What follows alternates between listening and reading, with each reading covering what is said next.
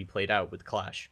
Yeah, they did ban out both Monty and Clash in both maps they played last week against T3H as well. They really are facing a thing where they don't want to try against those. And to be fair, it was their first win last week, and it was the first time they ever did that double ban. Otherwise, they've kind of bounced around a different selection and slew of operators to take off the table. But we open up with our first round in what is now the new, fresh, familiar CCTV and cash room. Generally the first place we find ourselves stopping almost every single time. Okay, yeah. So moving into round number 1, we are going to see the 6th pick coming out from Salzen, moving on to the Valkyrie.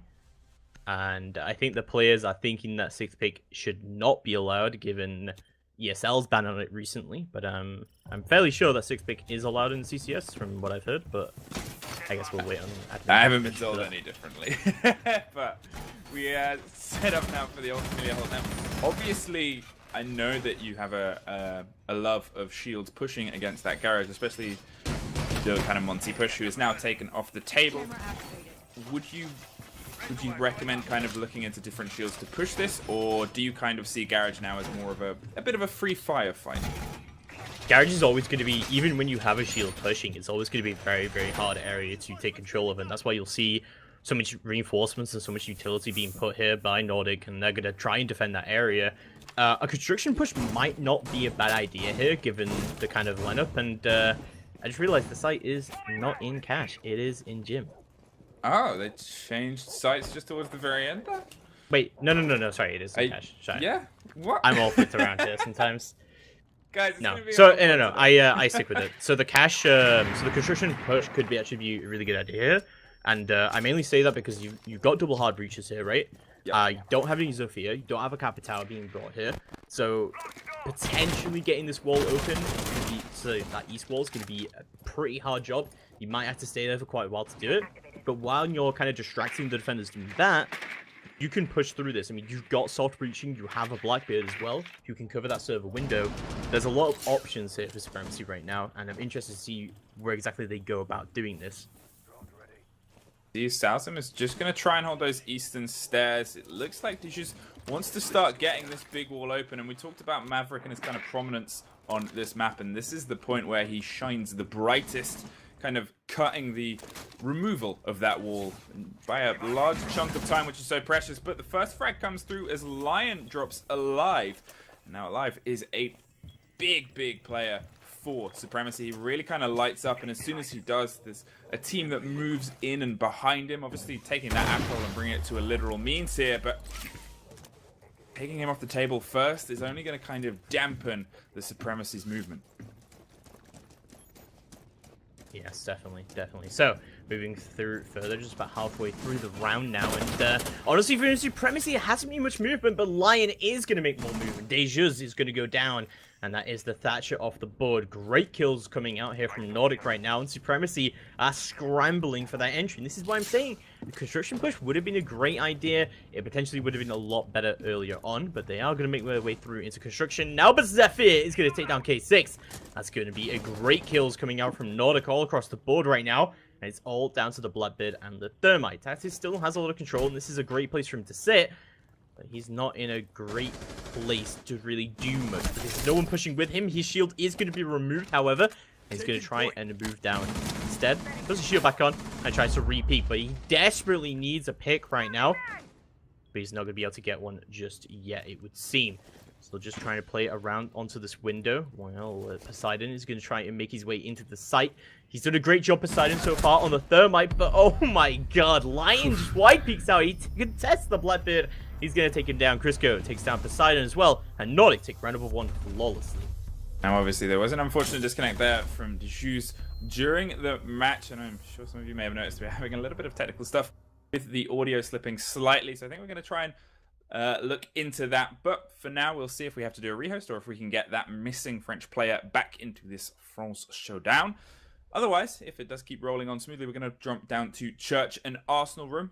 And you can see that, obviously, they're just checking on all of the players, all the good balance between them. It seems like they're going for a fairly similar loadout there. There was Hibana was, I think the player that has dropped was being picked by Hibana. And no, here comes a rehost. So we will actually be going for a rehost by the looks of it. But we go one. That is unfortunate. One round down, and we start to hit these issues, unfortunately. That is definitely unfortunate. But overall, yeah, a really, really good defense from Nordik. I think they definitely abused the fact that Supremacy were a little bit thrown off about how much was being invested into that wall side. But I think there was a lot of mistakes made by Supremacy in their initial lineup and what the kind of push they were trying to do, just to start with, right? Because they, as I said, they weren't bringing like a Zofia, they weren't bringing a Capitao. I don't think they had any nades on the table. So, at the same time, you're kind of thinking, where's the push going to be coming from here? And like looking at the lineup, that's why I thought there was going to be a construction push. Also because of the Habana as well. The Habana's definitely an interesting pick there. Normally you want to use maybe a Habana to open up the top of the garage wall, and then maybe open up construction, or then use your Habana to help open up that east wall as well. Like you've got a Habana pellet down on one side, you put the thermite down on the other side. The bandit can't really bandit trick both of those things. You can only choose one, right? So at the same time though, like there's a Maverick ban at the same time, and I really feel like Supremacy needs to bring more stuff to deal with that east wall, because a team like Nordic is not going to give up that wall for free. Yeah, no, there are 101 ways to push a point in Siege, and it's always kind of changed and chopped around, but that doesn't mean that all of them are good. How much that gets narrowed down when operators get taken off the table. Yes, we've mentioned it a couple of times already, but hey, we've got to mention it again. As Maverick is gone, Maverick is pushed off. You can still put pressure against that kind of eastern balcony take. You can still, they had the Blackbeard who was trying to get the opposite window to force him out. A Capitao would have been brilliant there as well to do exactly the same job and just throw Bandit out, stop him Bandit tricking. You didn't even really have anyone putting any pressure on underneath by the looks of it, if I can recall. There was no bug. So yeah, at the same time you got to think about, I don't know. I just think that the construction push would have been really good there, but at the same time, like Nordic were doing really well to get a lot of really good early picks coming out. I think also at the same time, even if Supremacy had rotated earlier and gone for construction push, they still would have suffered the same casualties. They still would have been able to trade them back, and there still was that kind of awkward situation for the Blackbeard there. I feel like if you're a Blackbeard, you shouldn't play that close to the window. Like, even just playing on strip route, just to cut off the rotation into garage, you can do quite a lot of damage there if you're going for construction push.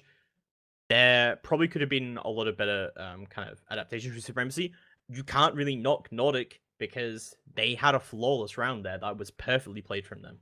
Yeah, well, that was exactly it. Obviously, even with the struggles that we're having technologically wise, where they were kind of finding themselves inside the defense, they moved and answered quickly. They were stacking up where they needed to stack up, and it's a very light taste we've seen so far. A team that is obviously working well on communication off the gate. You could see them rotate and move where they needed to be as soon as they'd worked out what had been shut down and what was kind of happening and what wasn't.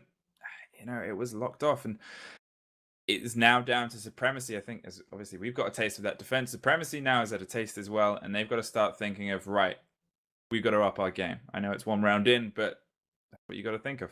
Yeah, also don't forget that Clubhouse traditionally is pretty defender-sided, especially with the Maverick ban as well. That does push things quite heavily into the favor of defenders. So, I mean, just looking at that and looking back at that round, I'm sure Supremacy aren't really that far knocked from that, given the fact that when they come onto the defense, things are probably going to go quite nicely into their favor as well. So hopefully we'll see a little bit better adaptation coming out from Supremacy. This is definitely where they should have the advantage, given that they are the team that's used to playing with each other a little bit more. But maybe Nordic, I mean, I know from coaching teams myself that teams that have roster changes aren't easy to coordinate with initially. But obviously Zephyr has a huge wealth of knowledge and experience. So, I mean, he also has a lot of experience as an IGL. So I'm sure you can bring a lot of that to bear here as well. Hopefully that'll go well. I also know, I'm pretty sure he used to be on a team with Lion as well.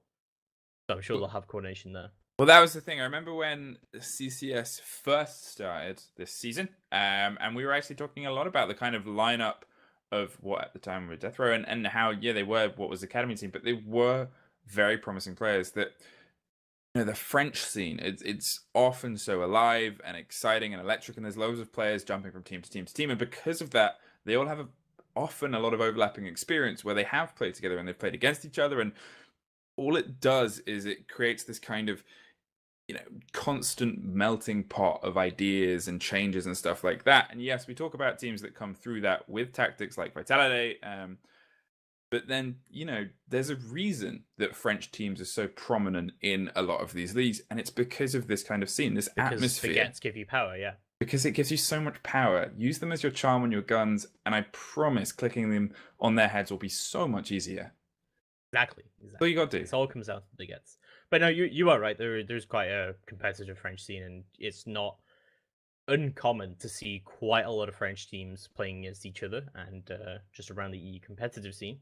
So, I mean, yeah, they have a legacy, and you can see plenty of people in this game who have played in Pro League, and you know that there's no shortcomings there at all in their abilities. So I'm so sure that Supremacy, as they did prove during their last play day, that they were very, very quite dominant when they were given a chance to, and also Poseidon is apparently the Fragmite.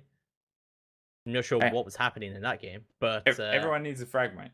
Everyone needs we'll go forward. We'll go forward. And of course, we are going to go back now into Clubhouse. Nordik Esports versus Supremacy. Supremacy on their second attack round. All right. So, hopefully, we have also fixed the sound issue that plagued us just a little bit. I guess we'll find out as we get into it. It was at first I thought I might have been going crazy, but I guess I'm glad that it wasn't just me. Everyone was kind of slipping a little bit. We're going to go to Church and Arsenal Room, which was their original second pick as well. Obviously, mirrors on the table, so they're going to go throw themselves in here. They've got the Jaeger smoke, old familiar smoke, who used to throw themselves down and deep inside that tunnel, but then Bandit too. At the same time, my one kind of question here is how Tactus is going to roll this Blackbeard through. Obviously, Blackbeard is one of those operators where they're fantastic in certain kind of places and points and holds and whatever, but you know, this is one where you're kind of going to want to get down and dirty inside the point. Might be better having a little bit of kind of, you know, frag balance. As I said, I'm curious to see how they bring this in. They have the double hard destruction, which is very familiar on this point. You kind of have to roll it. And I will say they have gone for the double counter hard destruction, bringing Kaid instead of Mirror, which is, I think that's very fair. The width of this point and the sheer kind of girth of this point means that you have so much to cover. You've got the kind of dirt tunnel walls. You've got 3 hatches that can be exceptionally influential in how you play. You kind of have to keep everything covered. I mean, this is a pretty standard lineup coming out from the basement defenses. Of course, Kaid is now allowed, or Kaid, or Kaid, however you want to say his name. He is now allowed, and that can definitely change the dynamic of downstairs. Considering they've also brought a bandit here, I'm going to guess that the main idea of this is for the hatches. So obviously you can impact trick the main hatch, so I'm going to guess that the Kayeds have gone down on the Moto hatch and on the supply room hatch, on kind of on the blue hatch, and that is really going to give you quite a lot of control because there's no Thatcher from the attack right now. Yeah, I mean, I was kind of thinking, my look at this attack was, you know, was Blackbeard going to go? They've thrown him down utility tunnel, blue tunnel, but then also not bringing the Thatcher, which is a curious decision because now those hatches, they are pretty much impossible breaks. You've really got to think about how the heck you can dig one of those Kaid sticks out of those hatches. Interesting indeed. Moving forward. I mean, this is a pretty typical place for Bloodbeard to go anyway, because it's very hard to contest him on that angle. Even if he's pushing forward, and even if he's getting Legion Mind, it's not really an ideal place for you to even try and contest that area. But having Dejus as your only soft breach here is not great, but it's interesting that they've actually Kayeded the kitchen hatch. I really thought they were going to put the Kayeds somewhere else, the electricals. Yeah, I mean, kind of letting that be the only hatch now that they can get control. The old familiar hatch that is, whether they generally go for a push there or not, it becomes so influential because it really shepherds the defense and forces them out. Alive has just creeped all the way underneath Moto hatches, pushing in as Crisco gets the first frag against Dejus. That is the Jackal taken off the board by the Kaid that he was so desperately hunting from above. And K6 is looking for the frag fight through the exact same hole. It's a brave attempt. Alive has kind of found himself a little bit scumpered here. Obviously, they have no way to remove those electronics from Church Wall, and Lion just takes the fight to Alive and drops the man before he can even begin to enter the room. So spread out from Supremacy right now, and you see Tatis is gonna try and rotate around. Poseidon has to make a play here onto the Church Wall, but of course there's no Thatcher, as you mentioned quite nicely. So without blue control, a Church push isn't really that viable, but it looks like they're going to have to try and get a pick here. Poseidon trying to peek through, but doesn't manage to get the kill just yet. Then he goes to the pre-fire, but there we go. The first kill comes out from Poseidon from Supremacy overall, but in the last 20 seconds of the round, they really don't have anything to work with right here. Tatis still has one flashbang available to him.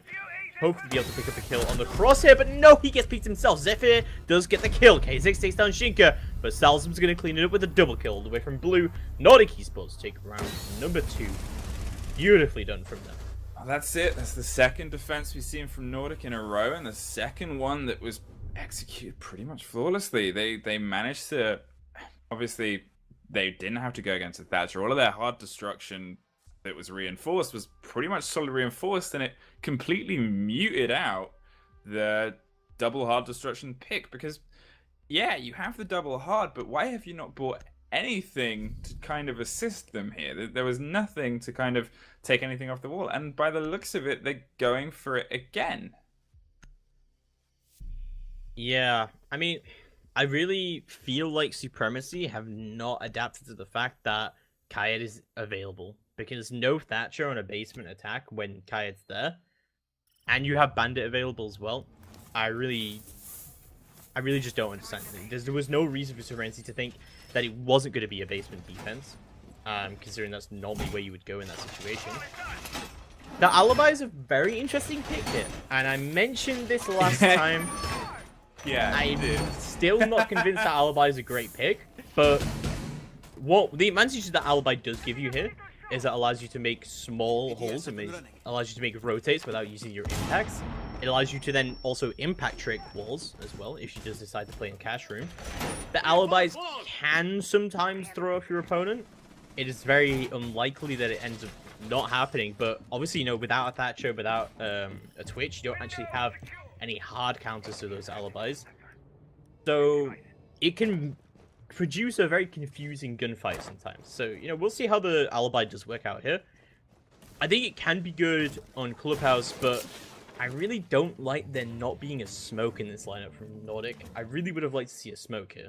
Well, the thing is, what you do see in this defense is that core kind of jacuzzi hold there. They have the castle, they have the bandit, who's probably going to be bandit tricking that wall. Tactus has somehow already found himself pretty damaged.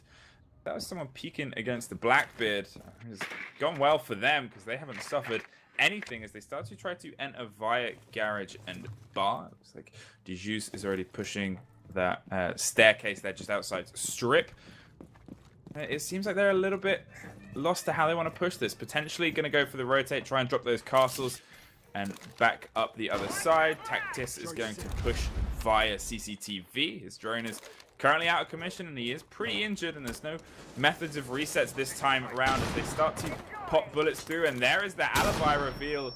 Unfortunate there for the Ash to get caught just from popping those pre-fire bullets, and Tactis manages for the first time to put Supremacy on the positive kind of man-to-man ratio here, dropping the Valkyrie.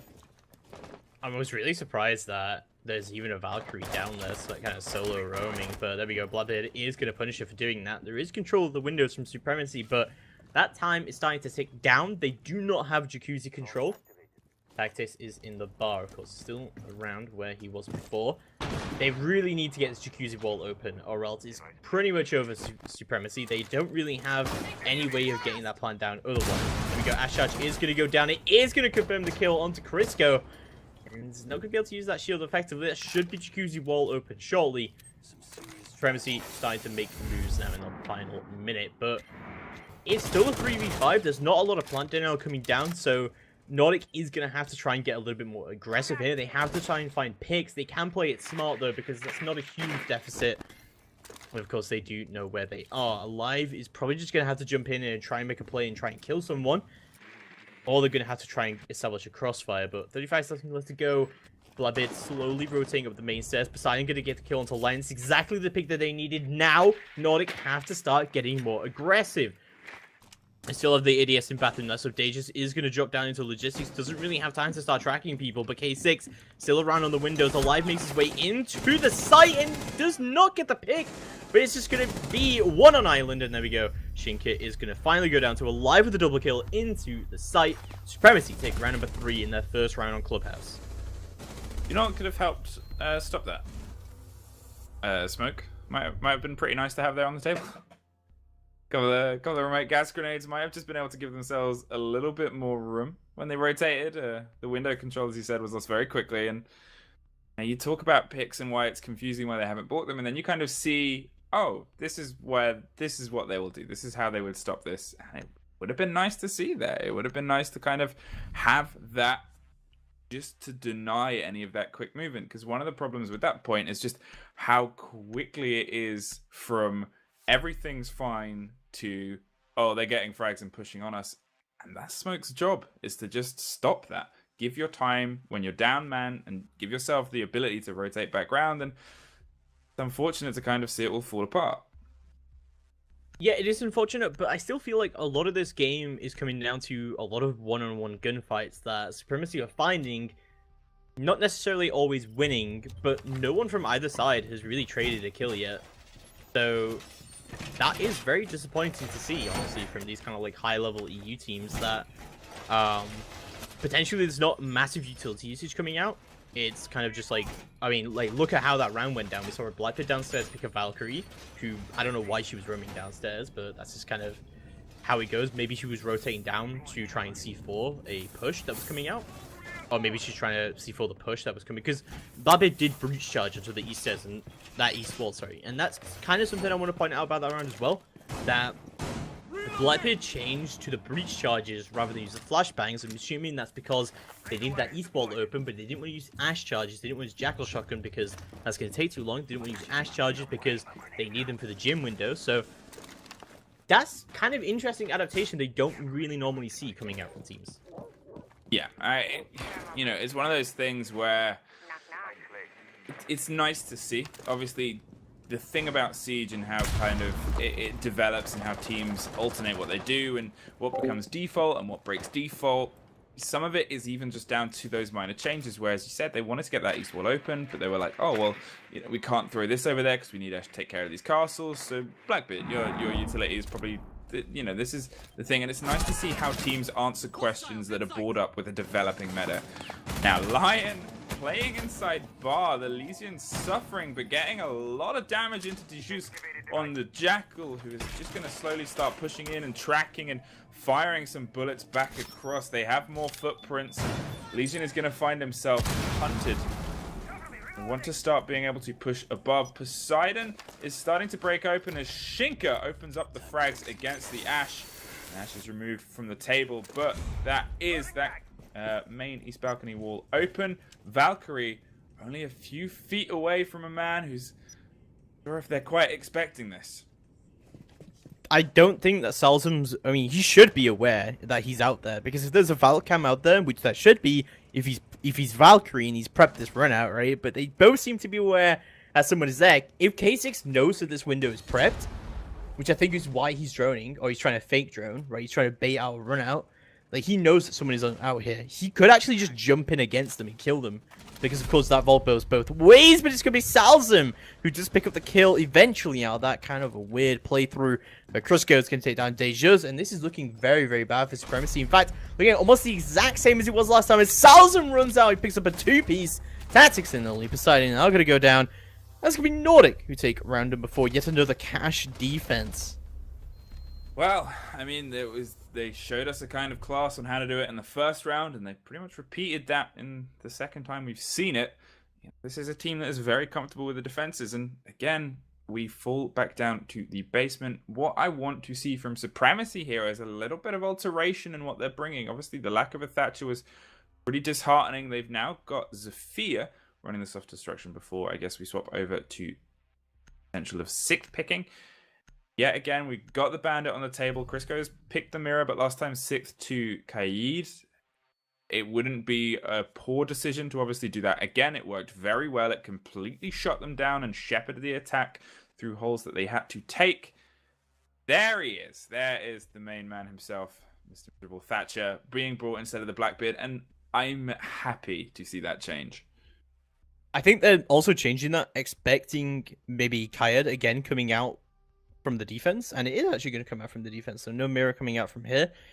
Potentially being baited out so that the Thatcher wouldn't be brought out and they keep the Blackbeard. But yeah, no, like, while I still think Blackbeard would be a good pick, I'm liking the Zofia pick, and I like the Thatcher pick here now. So, not only do we have more entry and we have more soft destruction, you can also use Zofia to stop bandit tricking, and yeah, there's more stuff coming out here. From both teams, though, we can also now see the smoke coming out from the defense, which has definitely been missing from the few of the defenses coming out. So we'll see how it all does work out, but the last defense that Nordik had down here was this exact lineup. So I'm starting to think from Nordik that they have very basic strategies, and I mean the thing that I mentioned last week as well is that if you have a new lineup and you have a new team and this is your only kind of matchup, right, you have the ability to start changing up your basic strategy quite well, and you have that kind of tactical advantages that I've been talking about where you can bring that Kaid and you can bring that Nomad. It's not really going to affect your kind of playstyle that much. No, that's the thing.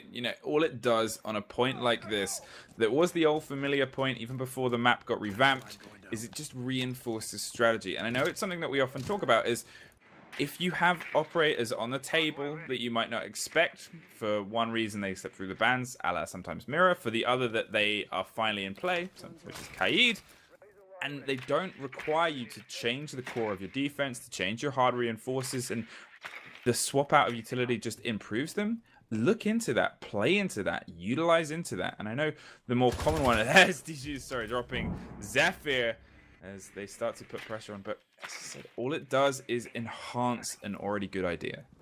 Yeah, great pick coming out there, and it is going to be very, very well done. Round number 5 looking like a pretty good one for Supremacy already.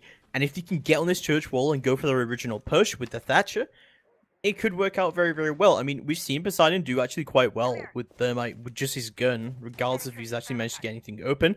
But they need to start opening stuff up. There we go. Habana charges have gone down, and the Thatcher charges have already been used in order to, necessitate that. Dangerous is actually going to use one of his impacts there, but oh my god, Lion just runs all the way up onto the bottom of the main stairs. He picks Dangerous and Alive still heading down onto the secret stairs to try and see what he can do. Still no blue control coming out just yet from Supremacy, and this is a really, really bad one from them, as drones are going to start to come out, and Supremacy going to slow down things just a tad, but this is really just not looking good for them at all. Alive still playing on the hatch, and he still has flashbang, so there's still options, but I don't know, what do you think about the situation? I mean, it's just kind of tightening and tightening. As soon as we kind of had to use pushing down that main stairs and getting obviously the pick, I just kind of wanted Supremacy to capitalize on that and put more pressure in and find themselves, but they just kind of struggled messing around with hatches that, they needed to be a little bit more kind of in cohesion when they went for those attacks. And obviously it was exceptionally brave for Lion to go for that hard push against it. Some say brave, some say overconfident, but it worked, it played off, and it just kind of completely scampered what they were doing. Lion finds another one against Tactis. K6 gets the refrag, and they finally found their way creeping into point though. Salzam gets Poseidon, and there is K6 suffering another one. No, does get the drop against him. 2 versus 2. Alive was the one who got taken down. My mistake.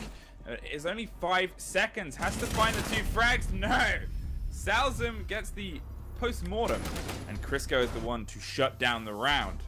Supremacy are so slow with their attacks, and they are really suffering for it. I mean, their initial strategy is actually pretty good. I mean, like, they're taking it in the way that you're supposed to take this, but Alive not getting that entry onto blue, the round is won and lost around that area, right? If you cannot get control of blue, you cannot go for a church push. It is really that simple, and we've seen it twice now where Supremacy have been unable to get blue control, and I still think the Blackbeard would have been good here, and the Blackbeard does allow you to gain blue control quite easily. I mean, the Zofia sure gets a great pick early on, but then gets traded, which is actually one of the first trades we'd actually seen during this match. And I don't know, it seems to be kind of disastrous for Supremacy right now. The fact that they're moving slowly is potentially on top of that, because if you move too slowly, it's going to remove your options for adaptation during the round, right? And that's kind of more down to your IGL than it is about anything else. We're going to go back to Gym Bedroom, and this has been the only successful attack coming out from Supremacy yet. Interesting changing of the lineup here, though, that they're not bringing the Blackbeard anymore. You know, I'm kind of happy to see that, if I'm honest. There's some great places to play Blackbeard on this. There's some great ways to hold it, but it just hasn't really been working for them. They've kind of suffered and they've scampered. And if there was a place on that 5-person roster where I would think of, well, maybe we can take this out and that will start to change the shape of how we're attacking, Blackbeard is the one that I would take out and the one I would drop and shape round. Now they have the triple hard destruction for this push against this point. Instead, it looks like they're going for something a little bit more confrontational, a little bit more aggressive, and I'm hoping that for their sake it starts to actually spark and actually starts to light up, because, you know, we kind of saw a little bit more pace, but as you said, their lack of it so far has really been the dampener, and if taking that out and removing that aspect pushes them a bit harder towards points, I don't think that can be a bad move. I still don't think the Alibi is a great pick here, and I'll tell you why as well, is that this match as well has not really been that much about great strategy being used to try and eliminate players. It's been more about gun skill, and there you go. I mean, Lion loses that gunfight, and I think a lot of the part about that is because he had a really bad gun. So, I mean, potentially if you've been using something else, he would have won the gunfight there. And, you know, you're not really losing much utility in the form of not bringing the Alibi and not having that smoke as well. Probably going to hurt you quite a lot. So Salzam is, however, going to pick up the trade, and there he goes alive. He's going to go down, and that's your Ash off the board. But the Ash has pretty much already done a job at this point, and we've already got a Zofia still, and we've got a Sledge. So we still have nades on the table. We still have plenty of utility available here, and there we go. They're going to destroy the shield, but Zephyr from the window. Dejas goes down. That's great cover coming out from Zephyr. Great play from him. Now, I have one kind of curiosity question here, is where are those Valk cams going up? Because as you said earlier on a previous round, that, you know, when they were lurking by those windows, if they've got that information, if they're setting the runouts up to be kind of decisive, that's where you generally expect to throw them. And we have not seen an IQ bought yet at all. So this would only be something that would kind of give your Valk confidence in that she can get those cameras in places where they can have so much information. And yet, we're not really seeing too huge of a read of information on this kind of entire main central side. I'm just curious where they're kind of being utilized and where they're throwing down that information game. Yeah, definitely. So, Poseidon's still going to be holding down outside Jacuzzi. Also, drones are going to be still coming out. Supremacy can still recover the round, and there we go. That's how we start things off correctly. Tactics is going to get a beautiful grenade Kobe. There goes Zephyr. Beautifully done from him. And the Stack is still trying to find kills, but Poseidon's actually into the site now, as they do have a lot of control. The Archer camera is going to get destroyed, and that means they do now have decent control of the site, and he really has to start going for the plant right now. Looks like they are going to go for a plant, potentially in the bathroom doorway here, so that there can be cover. But I feel like a gym plant would probably be the ideal place, like right next to the gym door. But you have control of the site. Diffuser isn't going down. I'm not sure what's happening here, but there we go. Poseidon's finally going to put it down. That's a bit of a bait coming out, but Tatsius and K6 both getting kills out here. Crisco has no nitro, and being downstairs, this is not a great place for him to be. And Poseidon finally getting that diffuser down. Crisco is going to try and attempt a retake in a 1v3 clutch situation. Tactics very, very low in health and doesn't have a nade left, but K6 is going to take him down before he can do anything. Supremacy take round number 6. And a 4-2 scoreline, that's honestly not too bad. No, it's the first time the diffuser went down in that round there as well. Otherwise, it's generally just been, you know, frags kind of settling the score. And they had a 100% success rate in defending CCTV in church, and they had a 100% failure rate in gym. I think that's one thing that you pointed out about them, is they're kind of running these default kind of basic strategies, and when it's working for them very well. But then the 2 times it didn't work, at the same point, and they were picked apart pretty cleanly in almost exactly the same way. So it's something that can kind of suffer a team. And to be honest, that is something where you can kind of fall on these default and these more basic ideas when you're on the defense.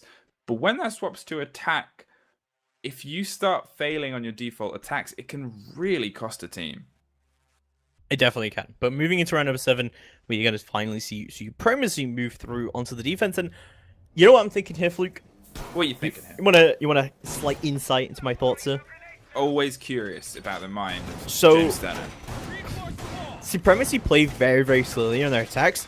I still feel like, though, that is going to benefit them on defense. Having that slow and patient playstyle is going to benefit them against a team like Nordik, who's desperately looking for gunfights across its entire game so far. They're being so aggressive. They're peeking pretty much everything they can. I mean, there was a Legion who ran all the way to the bottom of the main stairs to find a kill. There was a Valkyrie rotating downstairs to find kills as well. We've had so many aggressive playstyles coming up from Nordik, and I feel like that's going to transfer over quite well to their attack. This could be better from Supremacy if they play it right, and they have all of their cards, all of their operators available to do such a playstyle effectively.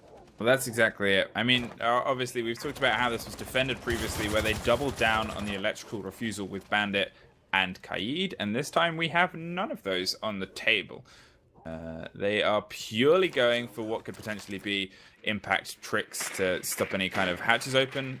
You would assume that's what they're going to roll with. Hopefully, they're not just going to kind of hand over hatch control and anything like that, but they've got their kind of slow and steady holds. They've got their slow and steady methods. They've great at taking angles and holding them, and you know, when the pressure's applied in places that they're happy to face it, they do very well with it. Alive is obviously playing pretty high up. They're going to run into people sooner than I think is expected by the attackers, but I want to see how it starts to boil down when they start to put pressure against those hatches and against those walls. Yeah, definitely doing very well. But Nordik is actually moving surprisingly slowly with its attack right now, and they're still looking for their picks and looking for their rotates to come up, but nothing happening just yet. I mean, you still have Shinka covering this main stairs, which is obviously where they want to play for their attack here, and that's fine, but you're starting to look at the time here, and you're starting to look at what the progress you've actually made, but what? Shinka's actually going to pick? What is Poseidon doing there? Oh no, that is not good, Poseidon. I'm not sure why he's there as a Legion, but that is really not ideal. Alive is going to get the kill onto Zephyr, and this has been a nice trade going out. Finally, Dirt is going to start to get opened up. Salzam still holding down where he can, and there we go. Alive is going to try and find another. He does! Crisco goes down! Oh my god, beautiful picks coming out from Alive, and he still has roam presence. There's been no roam close successfully coming out from Nordik yet. Alive, for lack of a better term, is still alive. He peeks out onto the lounge, desperately trying to find another kill. Shinka is going to try and find it onto him, but unable to get so. And yeah, it's really come off worse out of that gunfight so far. Salzam desperately trying to find this kill as well, and they're wasting so much time trying to pick Alive here. K6 looking to refrag him as well, as Alive is going to go for the pre-fires to see where he can. But wow, this is looking like a complete disaster for Nordik right now. They really need to try and move onto the site in the next 2 seconds or so. They're going to lose, but Alive picks up another kill. There goes Shinka. Thermite goes down, and Alive is off the wild card here now. Oh my god, Alive could definitely pick up another one. He does! Oh, Salzam's out of it. And it's all down to Lion, who's made his way into the site, but he does not have control of the diffuser. This is looking pretty much over. And Lion could try and find some exit frags here. He does manage to try and find one, and he does secure it. Alive is going to go down. No ace for him, as Lion still trying to play around to the church, but just no time left whatsoever. No diffuser, no hopes. He goes for the prey, but no, Tatis is going to secure the kill. Supremacy take round number 7 in, yeah, a very aggressive defense coming out from them. Well, you say from them, I think Alive, as you said, was just exploding there, and they had no way of kind of dealing with him and no way of kind of shutting him down, doubling his frag count for the game in 1 round. I believe he picked up 4. I could have been 3, might have been 4, but either way, he did work upstairs and really just gave Nordik nothing to work with as they started trying to push. And as soon as the threads started to be pulled, the entire attack unraveled like a poorly made jumper. That is potentially the best analogy you've ever made while casting. It's the delirium from being slightly ill. We see a big information game being bought here. The Valk that I mentioned before, where I love to see when she's on the table how much can be fed to the rest of the team. No IQ either to counter that, and the fact it was a 6th pick kind of, I think, swings into that. I think they're going to try and be a bit sneaky with these Valk cams, a little bit tricky. And you commented on the aggression we saw. Maybe that's going to be part of that as well. Maybe they're going to roll in to that pretty aggressive style. We might see some pretty out there moves this round. Yeah, we might just see that come through indeed. So moving into round number 8, we are going to see a cash room defense coming out from Supremacy right now. And pretty sound lineup coming out from them, honestly. I do like the inclusion of Maestro here, which didn't really come out from Nordik at all. And obviously, you know, Supremacy have a set strategy here, and that's what they want to do here. Seems kind of default from them, and maybe might not be as aggressive as their last defense just was, because I think there were a lot of aggression came up because Alive was able to find very easy 1-on-1 gunfights. Nordik were completely unable to trade him out, and he just gave them hell. That's it. You know, as soon as your fragger starts to frag in, and there's Crisco with a spray straight against Dijuz. You can see the drone moving at feet, and that is Nordik with a bit more pace and a bit more aggression, kind of taking advantage of the overconfidence that I guess we've seen Supremacy rolling with there. But that is an exceptional way to start your round, taking Legion out of the question. And now you can see they're applying that underneath pressure that we commented on was missing from before, bringing that buck, but now Alive with the double! Peeks around from those blue stairs and shuts down the Hibana and the buck on a roll, Alive. Absolutely, just amazing plays coming out from Alive right now. It takes the Hibana and the buck down single-handedly, but no! Salzam isn't gonna let him get away with it. And that was kind of disappointing, I'm going to say. But Alive's doing his job yet again. Not going to be alive any longer, of course. But doing very, very well with that indeed. And we'll go through further and see exactly how it is going to go down. What do you think of the progress so far from the attack? Because it is 3v3 and we do have that east wall open. Of course, it is only 1 minute 30 left to go on the clock. They have garage control.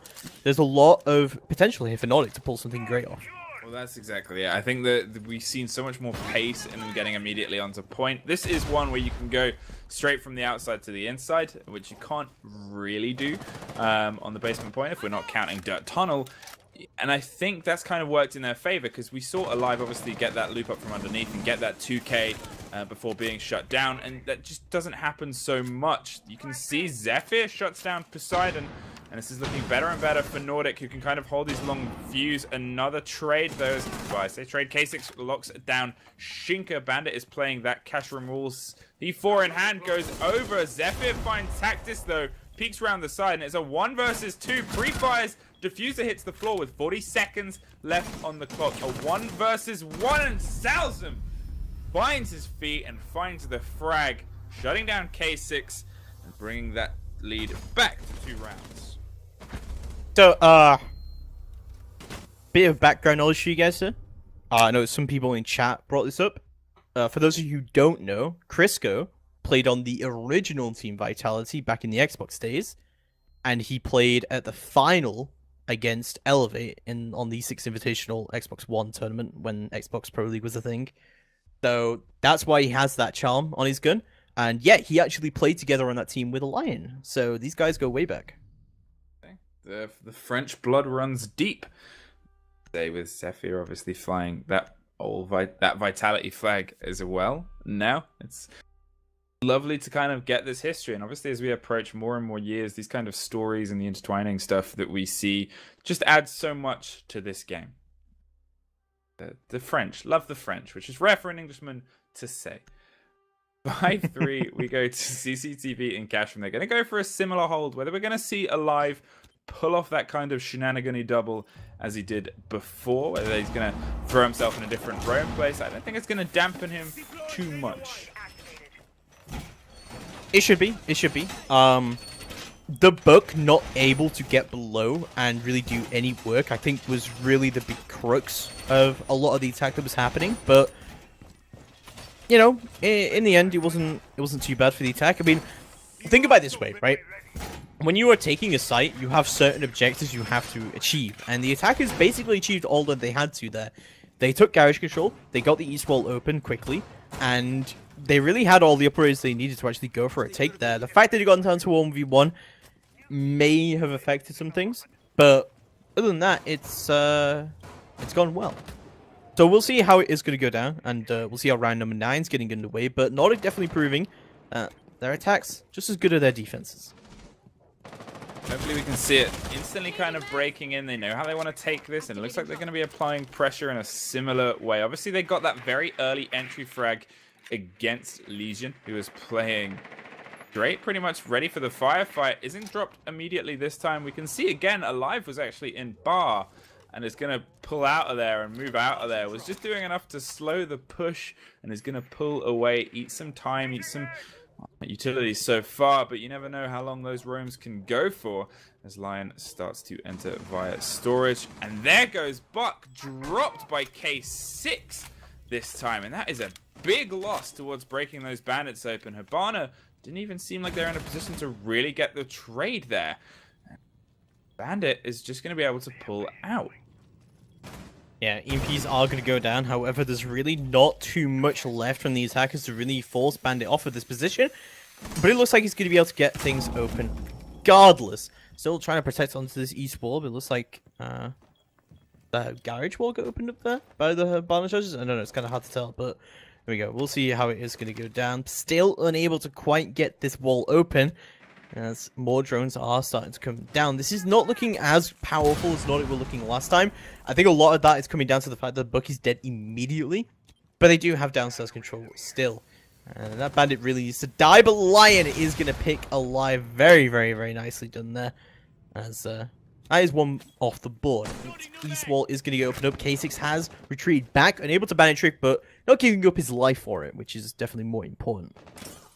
Now, obviously, at this point, we can kind of make out that that's what Hibana was doing, was having to put pressure on the basement to dig that roaming Jaeger out, and now they're trying to all push from underneath. Zephyr suffers a bit of damage as well as they start to do the big battle, but Dijus from the top of the rafters finds Zephyr, takes care of the Thatcher, and now Lion is trying to finish this frag. He's going to have to pull up to an uncomfortable position here to actually get it. Worried about someone else keeping the eyes covered. There is the finish on the frag, though, and Poseidon has just pulled back into construction. K6 obviously still playing in cash room where they were playing before, but being pushed off that wall as it is open now. Tactis still has those eastern stairs covered in case they try to go for a little bit of a split push, but it seems they're generally all stacking their 3 remaining operators through, and Lion with the wall bang against K6. See you later, Bandit. We are going to take you out earlier, but there is only 10 seconds. One defender left. No defenders. As Shinka and Lion with some great movement to go all the way from the bottom to dig out that Roma and then push all the way to the front lines to find a couple more. It's a great entry coming out across the board from Nordik there, and especially just kind of shutting down the Romans that were coming out from Supremacy.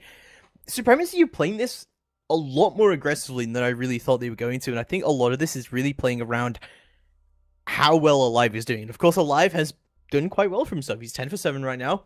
K6 is right behind him, but you can't really play around a play like that much. Maybe that's Supremacy's tactic, and maybe that's what works for them, but at the moment, they're not getting caught out as much as they were in the earlier rounds coming out from that.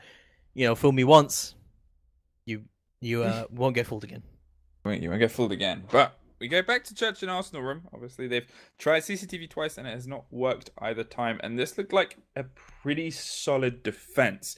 Obviously, Alive was kind of the linchpin of that, and they were managing to hold together that aggression, hold together the threat and the looming ideas that, oh no, there's someone still out there from above. He picked up a fair few frags. However, the past 2 rounds, apart from the cheeky double he got, it seems like Nordik has been more and more aware of the game he's playing and more able to just close that down faster than anything. You know, is he going to be able to get away with that? Is he going to be able to kind of... Is that what they're going to still hang their defense on? Are they going to kind of base it around that? Or are they going to, as we said before, fall to these kind of more turtled in strategies, more default strategies, and hope that they can just push on time. Because even when they've been winning these past 2 attack rounds, there's only been about 10 seconds left in each of them. Yeah, definitely. It's been going very, very well indeed. Just 1 round to get on the board here, but it is on the attack. Regardless, there is no draws here, only in terms of maps, but there is overtime, so can be a bit of a coin flip, but that is not a great start for the attack. Zephyr already going down, and losing your Thatcher isn't a great idea that early on, but there's nothing really, like, in terms of hard breach analysis. There's no Mute, there's no Bandit, there's no Kayad, so it might not matter too much in the long run. Well, that's it, you know, obviously you can see that they've thrown Castle way up on the just by bedroom. Lion is having to push against this as well. That is quite a wide roam game, especially for a Castle. There's a second man there. It looks like they have Jaeger playing inside strip as well, and Dijus with a great pick against Salzam. And yet again, this overly aggressive game that they are playing is really paying dividends. Obviously, they have another one dropped, another one taken. You do question why they're throwing so much there. They know the roam game is huge. Why not pull back towards that kind of dirt tunnel? Why not start putting pressure there? Why not force those roamers to come back? Because if your roam clear isn't working, go with a different roam clear. Go with one where just putting pressure drags them back to you. Yeah, Shinka is going to be moving through here, but in a 2v5, at this point, you really have to start finding good fights. But the advantage they have is, of course, time, and they do have pretty much all their utility up, and it looks like they've pretty much already got blue control as well. No one's really trying to contest as well, but there we go. Smokes are going to come out. Shinka's managed to get all the way in here, but oh no, the wall bang from Dashers. He's going to remove it. It's going to be Crisco in a 1v5, and he's unable to find anything alive. He's going to take it down from Secret Stairs. Supremacy here at number 10, and they're a couple of rounds away from bringing this into overtime. Well, I guess we'll see if they can kind of pull off a trick that they struggled to, whether we go back to CCTV or they try a different point. We're still rolling on this point, and so far, when attacking and defending, they have had a 0% success rate during this game against it, coming to it 4 times, losing every time on either side. But they're going to try again. They're going to give it another go. And to be fair, their defenses have looked much closer than their attacks against it. Even though it's coming down to this 10-second wire, apart from the 1v1 where it was kind of great clutch work from the Bandit, A6, last one it was pretty much more decisive for Nordik. I mean, we'll definitely see, but trying to do this kind of war of attrition to get into overtime on this isn't impossible in Clubhouse. And really interesting to move from the Maestro to a Capcan. I really don't agree with that. Like, I'm not against bringing a Capcan here. I think the Capcan's actually an interesting pick, and I'm glad to see teams do something a little bit different, especially with how the take has been, where they've just kind of taken all the downstairs. That's fine. That's great adaptation. But removing the Maestro is mind-boggling for me here. The attackers have to use so much utility to get rid of Maestro. So maybe it's more like they wanted the Capcan, and they were like looking at the rest of the lineup, because I mean, what else do you really take out of this? They kind of need the Valkyrie, they kind of need the Legion. Well, maybe they don't quite need the Legion if there's no shield, but you don't know if there's not going to bring a Blitz or not. So you're kind of playing around with that, and maybe Maestro is the one you don't exactly need, but I still think that he's kind of more useful. And this is kind of what I was talking about as well. There's been this downstairs take every single time from Nordik, and it's clear that they really want to use the book down here. They haven't been able to do it just yet, but they managed to get downstairs control fairly early and quite a lot of these rounds. So maybe the Capcan's going to be pretty useful in removing that. And at the same time, even if you don't get any of the Capcan traps exploded, there's no Twitch. So they have to destroy the Capcan trap before they can move through the door. So that's info that you get out of that. Yeah, well, that's it. It's one of those things. And there is Salzam hopefully getting that info hit by one of the Capcans, and now surely at this point the rest of the team are going to be a little bit more skittish about it. It looks like Alive, again, looking for those battles, those constant battles. It's pulling back to the point, but keeping your gun facing forwards. Fires some bullets as a pre-warning against Lion. Lion just slow pushes into it, though. There's been no kills either side just yet, and this is going very much to the favor of attackers right now because they have so much control, and this is finally, they're getting the Buck downstairs and they're starting to do work with him, and if you cannot kill this Buck, you're probably going to lose the round, but there's still such an aggressive roam game coming out. This Habana charge is being used on the hatch, so they can actually catch out someone here. He's actually going to drop down the hatch. They just still down below, and oh, there we go. Lion is going to win that gunfight. They're just out of it. And that is, again, great roam clear coming out from Lion, and kind of intuitive use of Habana charges there as well. Well, that was it, because we heard Habana charges previously as they started firing up against K6 and the Capcan, who is also kind of having to rotate out of there, getting the roam clear before, and it's great to see them bringing that adaptation because they're rolling with a double hard destruction, and it's working for them. They're just kind of freeing them to start pushing against it. You can see obviously now they're putting in that pressure from garage side. Zephyr has it locked off with the Thatcher. They want to kind of get that Big East wall open, and Lion is waiting for Capcan to just bleed around this corner a little bit to make them kind of get taken out. But K6 through the floor yet again shuts down the Buck. Second time in a row for that Bandit. Great shot coming out there, but pretty much all the objectives have been achieved by Nordik, and they are going to start planting down the diffuser. Nitro has not come out in time. Oh no, it does just about. K6 denies the plant, but Zephyr picks it up. K6 goes down. Diffuser should start to go down. Zephyr does have control of it. It is a 2v2, but alive. This was trying to see where it's going to go down, as Zephyr is going to try and plant it. There's been no retake during just yet, but then we go the Nitro from Taxis from below. And there we go. One man goes down. Another man picks it up. Salzam going to get onto the table this time to try and plant it down. He's only got a few seconds left to go. The push is going to come down. Salzam doesn't find it just yet. Just about misses the wallbang into Alive. Does manage to down him, but doesn't get the kill. Doesn't get the down. Doesn't get the diffuser down. And Supremacy take round number 11. Just one round away from bringing this into overtime. But now you have to go gym bedroom. And this is why that kind of war of attrition doesn't really work. Unless you want to go bar. You know, it's not a bad idea. Oh my if God, you have a chosen very specific kind of strategy for this, it can work very, very well. And if you want to bring this to OT, this is potentially the way you want to do it. Hey, there is nothing more wheels in the spokes of an attacker than taking a point that they really don't expect. And if you look at a method of pushing bar, if one really exists, and a method of pushing gym stockroom, where we know there's a method that exists, that can really throw a team. Obviously, they're going to discover the point, and they're going to have to come up with something, but you know, where you said, as you said very early on, what plays well in Supremacy's hands is some of these frag fights where they're being, you know, pushed into. And this is one of those points. If they can find themselves picking up those trades and those frags, they have the ability to roam. We know they have the ability to roam. We know they have the ability to use C4 and information from multiple different floors. It could work.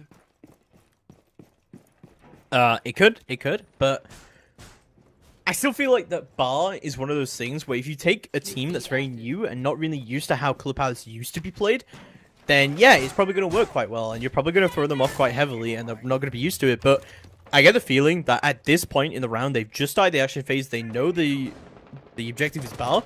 Zephyr at this point, or whoever's IGLing at the moment for Nordik, I'm going to guess it should be Zephyr because of his experience, but it might not be because of how new he is to the team. You know, they should know exactly what they want to do here. Nordik can have this kind of very fluid playstyle about how they've been doing it so far. And they've reacted quite well to a very unusual aggressive playstyle coming out from Supremacy. So I think Nordik's adaptation has been pretty good so far. So I don't think that bar necessarily is a great sight. And if you're used to attacking it from how it used to be played, then I still feel like you could do a pretty good job of this. But we'll see how it is going to go down. And we'll see exactly what progress Nordik can make.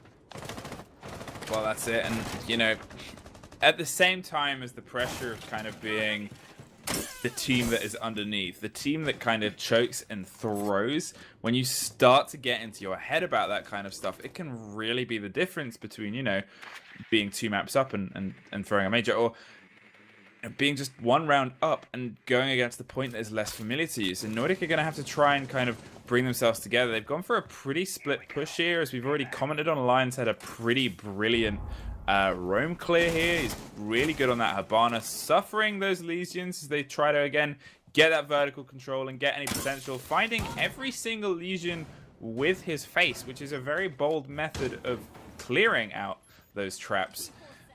And now K6 with a C4 against Salzam. The C4 gains are never stopping.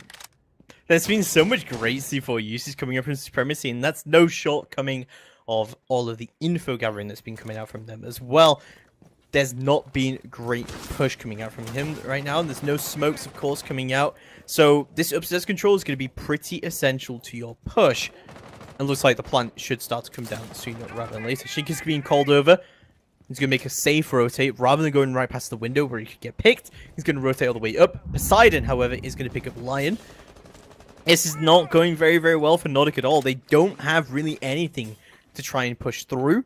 And I really feel like they're just not going to go well. When they try and go for this plant, just a lot of plant denial is going to start coming out, and a lot of pushing is going to start coming out as well. Zephyr has moved up, and this is why exactly he's moved up here, to try and deny that pushing through. But there we go, Legion Mine is going to catch him. K6 knows he's up there with a nice cam. I'm not sure if this is actually going to work out too well for them. You know, I think one of the things that I think has been missing from this attack, because as you said, and as everybody has seen, Zephyr finds Poseidon, 10 seconds left. They're starting to try and put the diffuser down. It looks like the down man is going to drop in as well, but Tactus shuts that down. 4 versus 2, it is over. Supremacy bring this to overtime.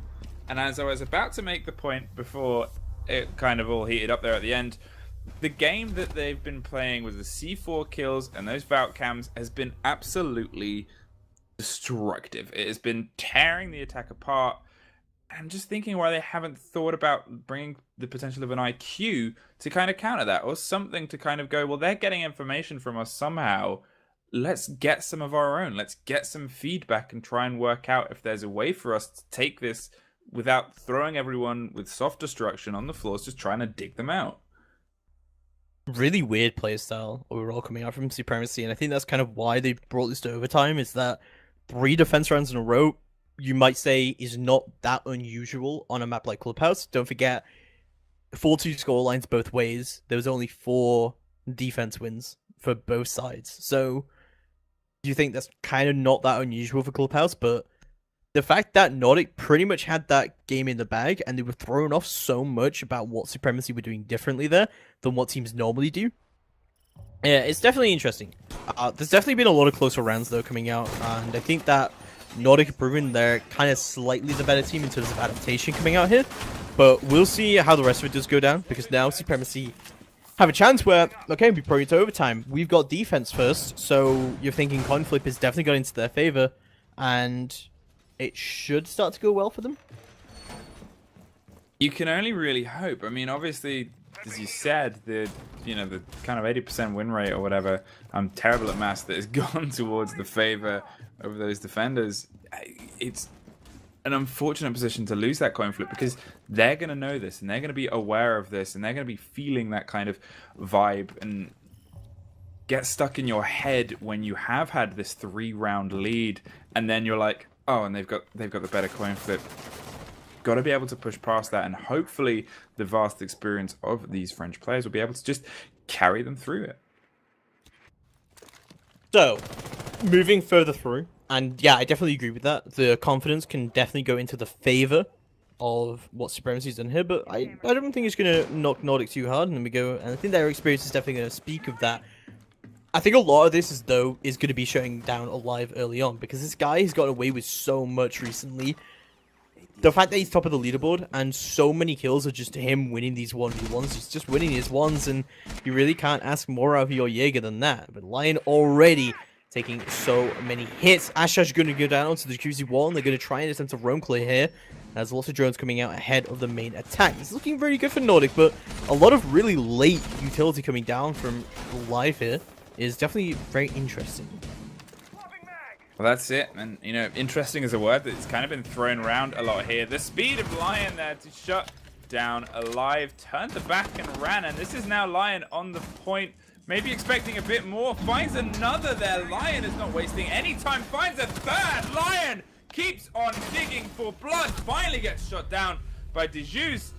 My God, breaking and just just spear tipping through that point there and absolutely executing 3 players that didn't even seem to turn towards him. They had no idea where he was coming from.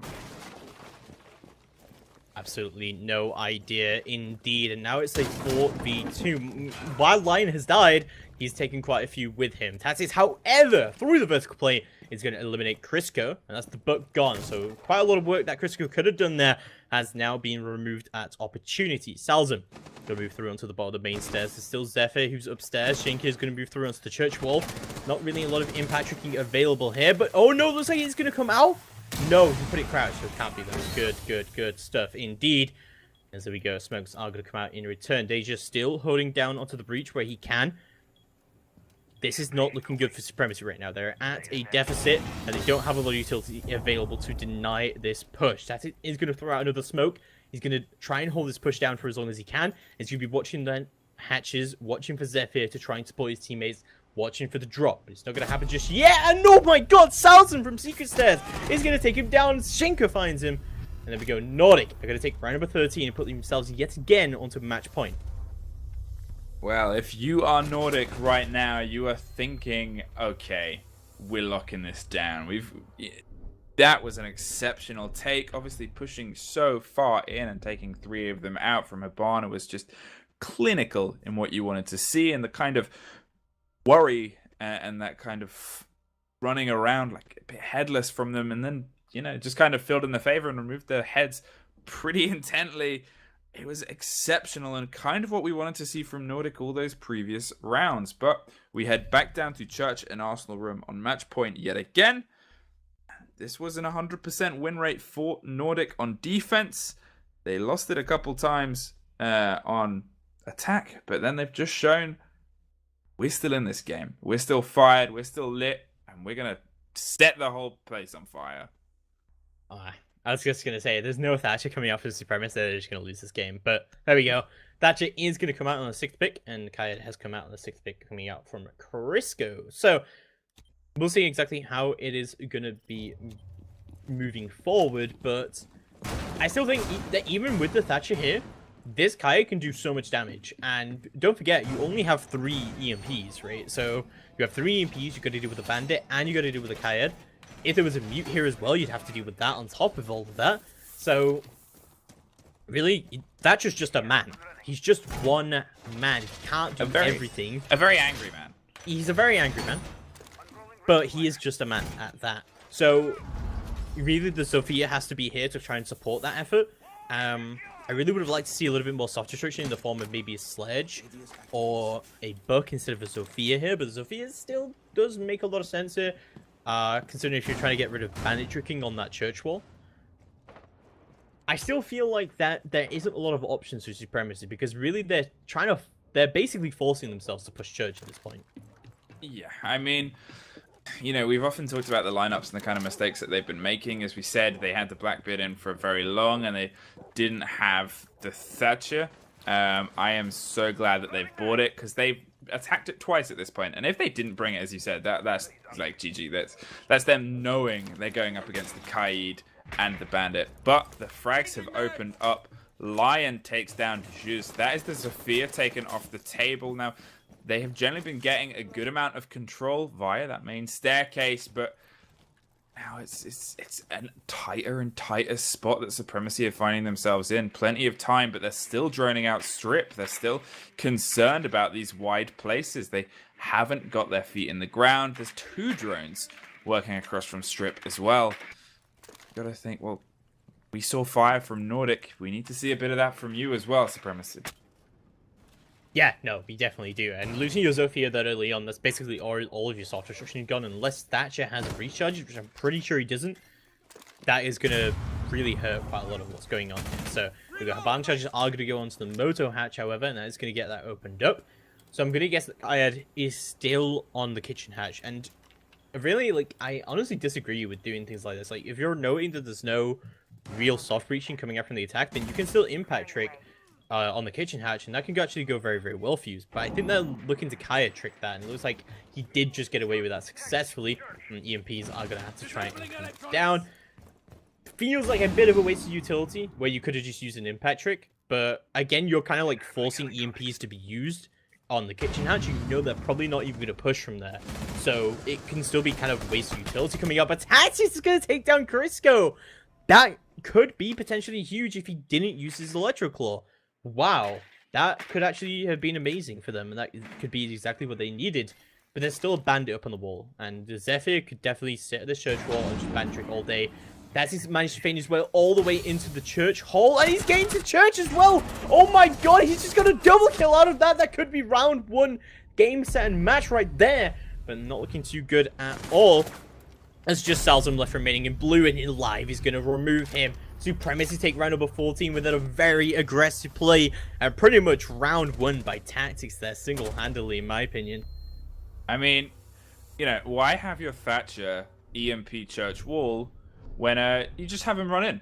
Just have him run in and shoot the bandit in the face and get a double kill. Easy, mate. That's easy strats. That's easy Thatcher usage. It is. I still think that the Kayad was kind of poorly utilized there. Like, I get what they were trying to do, so they were like trying to like Kayad trick, right? But impact tricking may have been better there. Like, they don't actually lose anything. They could put the Legion in church. Sorry, they could put the Legion in Armory instead. He could have impact tricked that. They could have taken the smoke with impacts as well. So they have 2 operators who can impact trick. And then they put the Kayad instead onto the other side. But I love the spread of kills from Supremacy. You can just kind of see they don't want to drop this out. They don't want to kind of roll over. They want to keep pushing for those frag numbers and pushing for those fights. Obviously, they are going back down to the basement. They've got to be more prepared, and they've got to be more aware of how this is going to go. Because if they allow another exceptionally fast push and take, which I don't think either them or Habana expected of Lion, you know, it could be this is where it's going to be made. This is our final fight, falling to the famous first point. And that's a lot of words beginning with F. Your alliteration is on point today.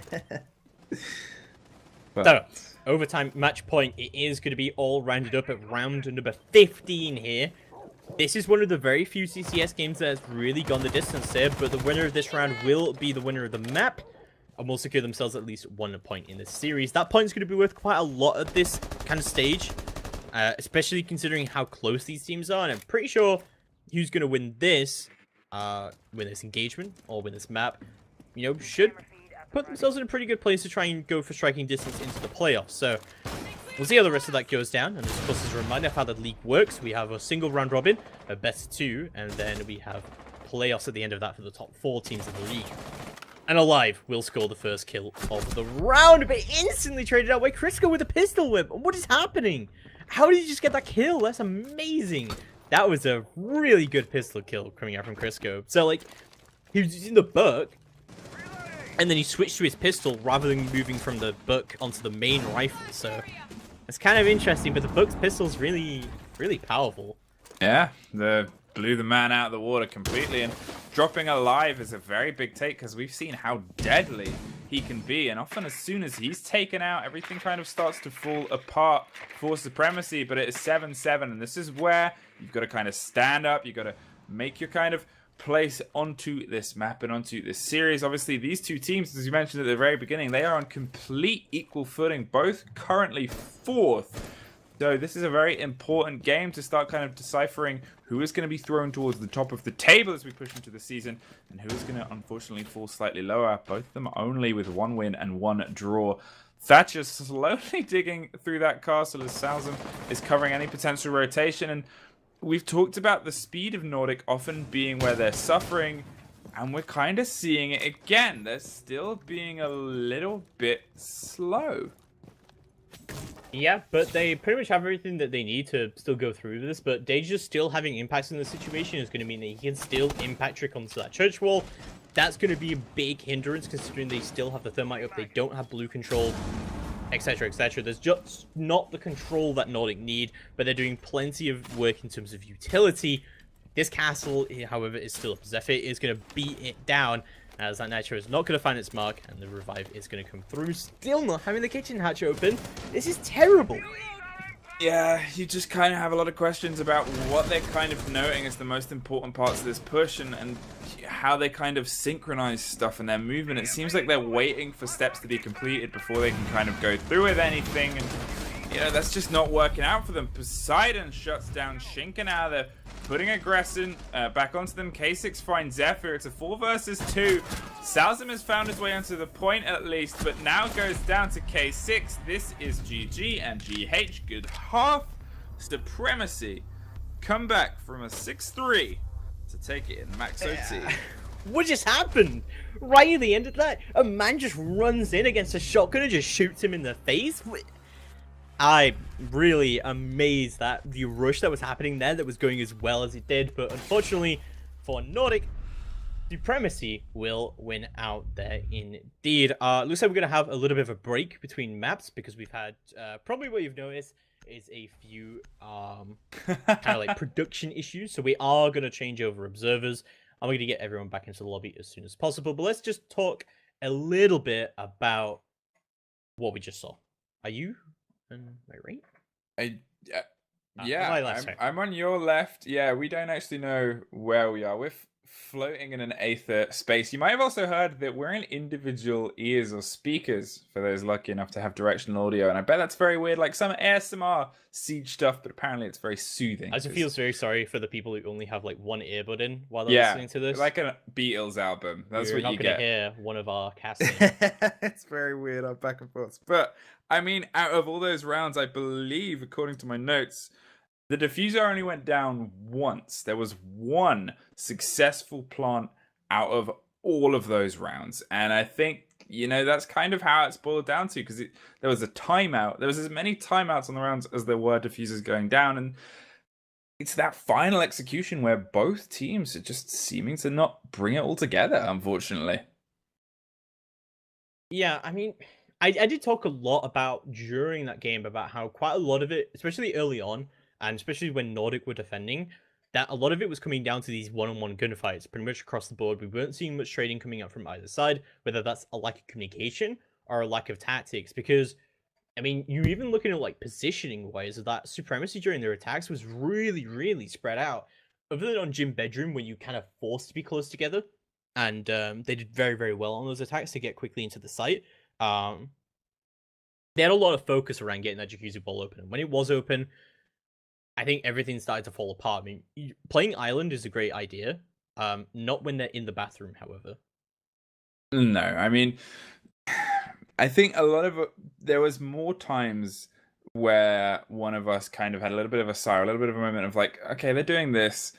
And, you know, there are teams that can kind of throw these ideas up, and every team is always looking to kind of enhance stuff. But then there are times when you throw it up and it doesn't work. And then they kept on trying these ideas, and you're kind of thinking, okay, well, you've got to be ready to push that proverbial boat. You've got to be ready to kind of find new ground and find new places, and they were just struggling there.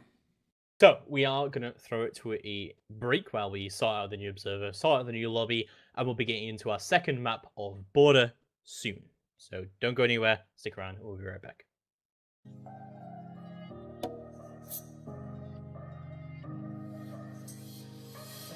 Hey, I don't think you're there, but it's 2 a.m. I'm awoke and scared. I'm alone tonight. Yeah, I'm alone tonight. Do you still sleep with that old brown bed that I won for you at our first date fair? I'm alone tonight. Yeah, I'm alone tonight.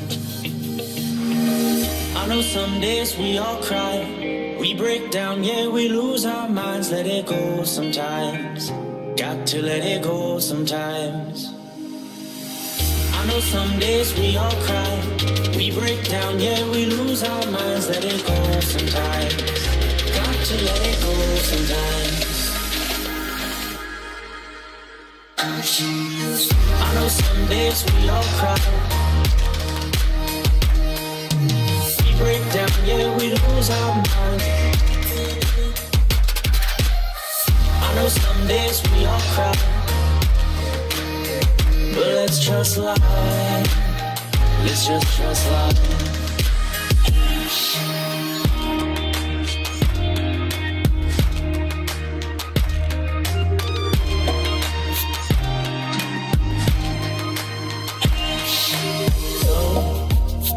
it's fate that we traveled up and down everywhere, but I'm alone tonight. Yeah, I'm alone tonight. Do you still drive that old Accord that broke down on us and was uninsured? I'm alone tonight. Yeah, I'm alone tonight.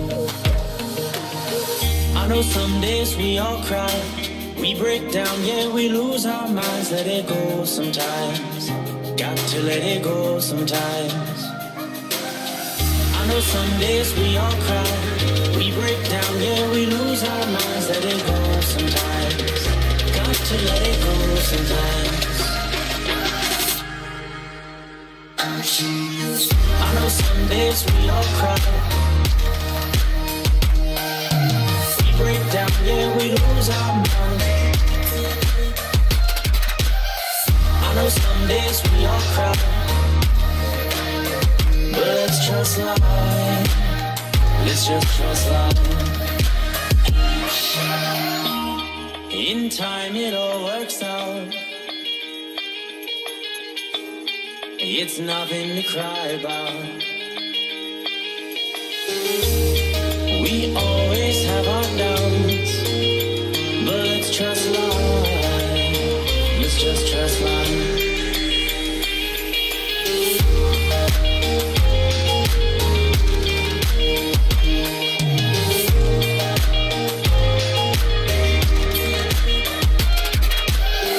I know some days we all cry, but let's trust life. Let's just trust life. In time it all works out. It's nothing to cry about. We always have our doubts, but let's trust life. Let's just trust life.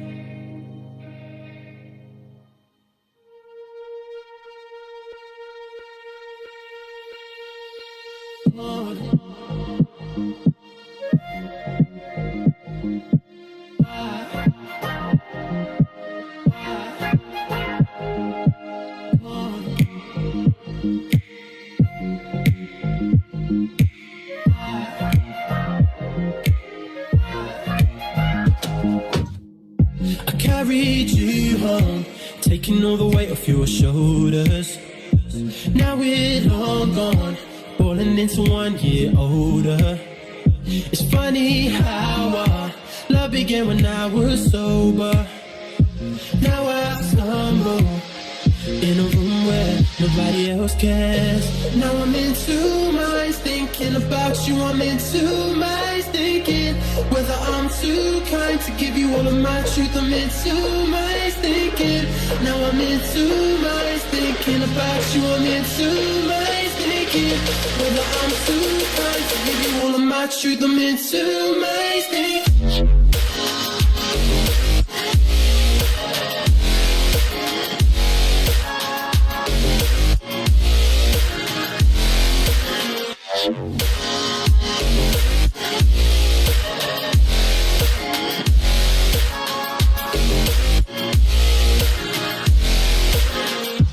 We've been knocked down way too many times, and now my tries.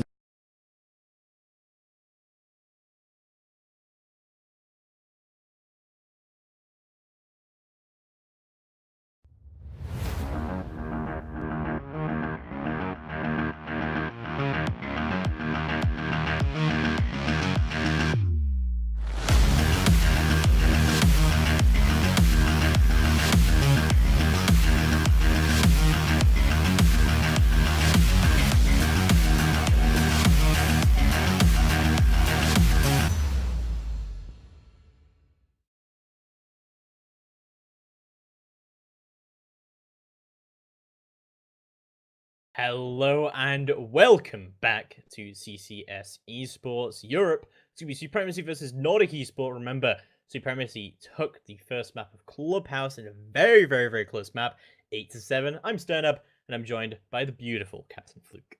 Hello, pleasure to be here. Pleasure to be here in such a game, obviously, because that was a max OT comeback from Supremacy. They really kind of pulled together and banded. The frag game from players like Alive and K6 was really excessively exciting in terms of throwing loads of words together that sound similar. But we'll go to our second map, which is Border, which was actually Supremacy's pick, and they played it last week against T3H, and they rocked it. I believe it ended up being about a 7-3 or a 7-4, so they've got a lot of map confidence on this right now.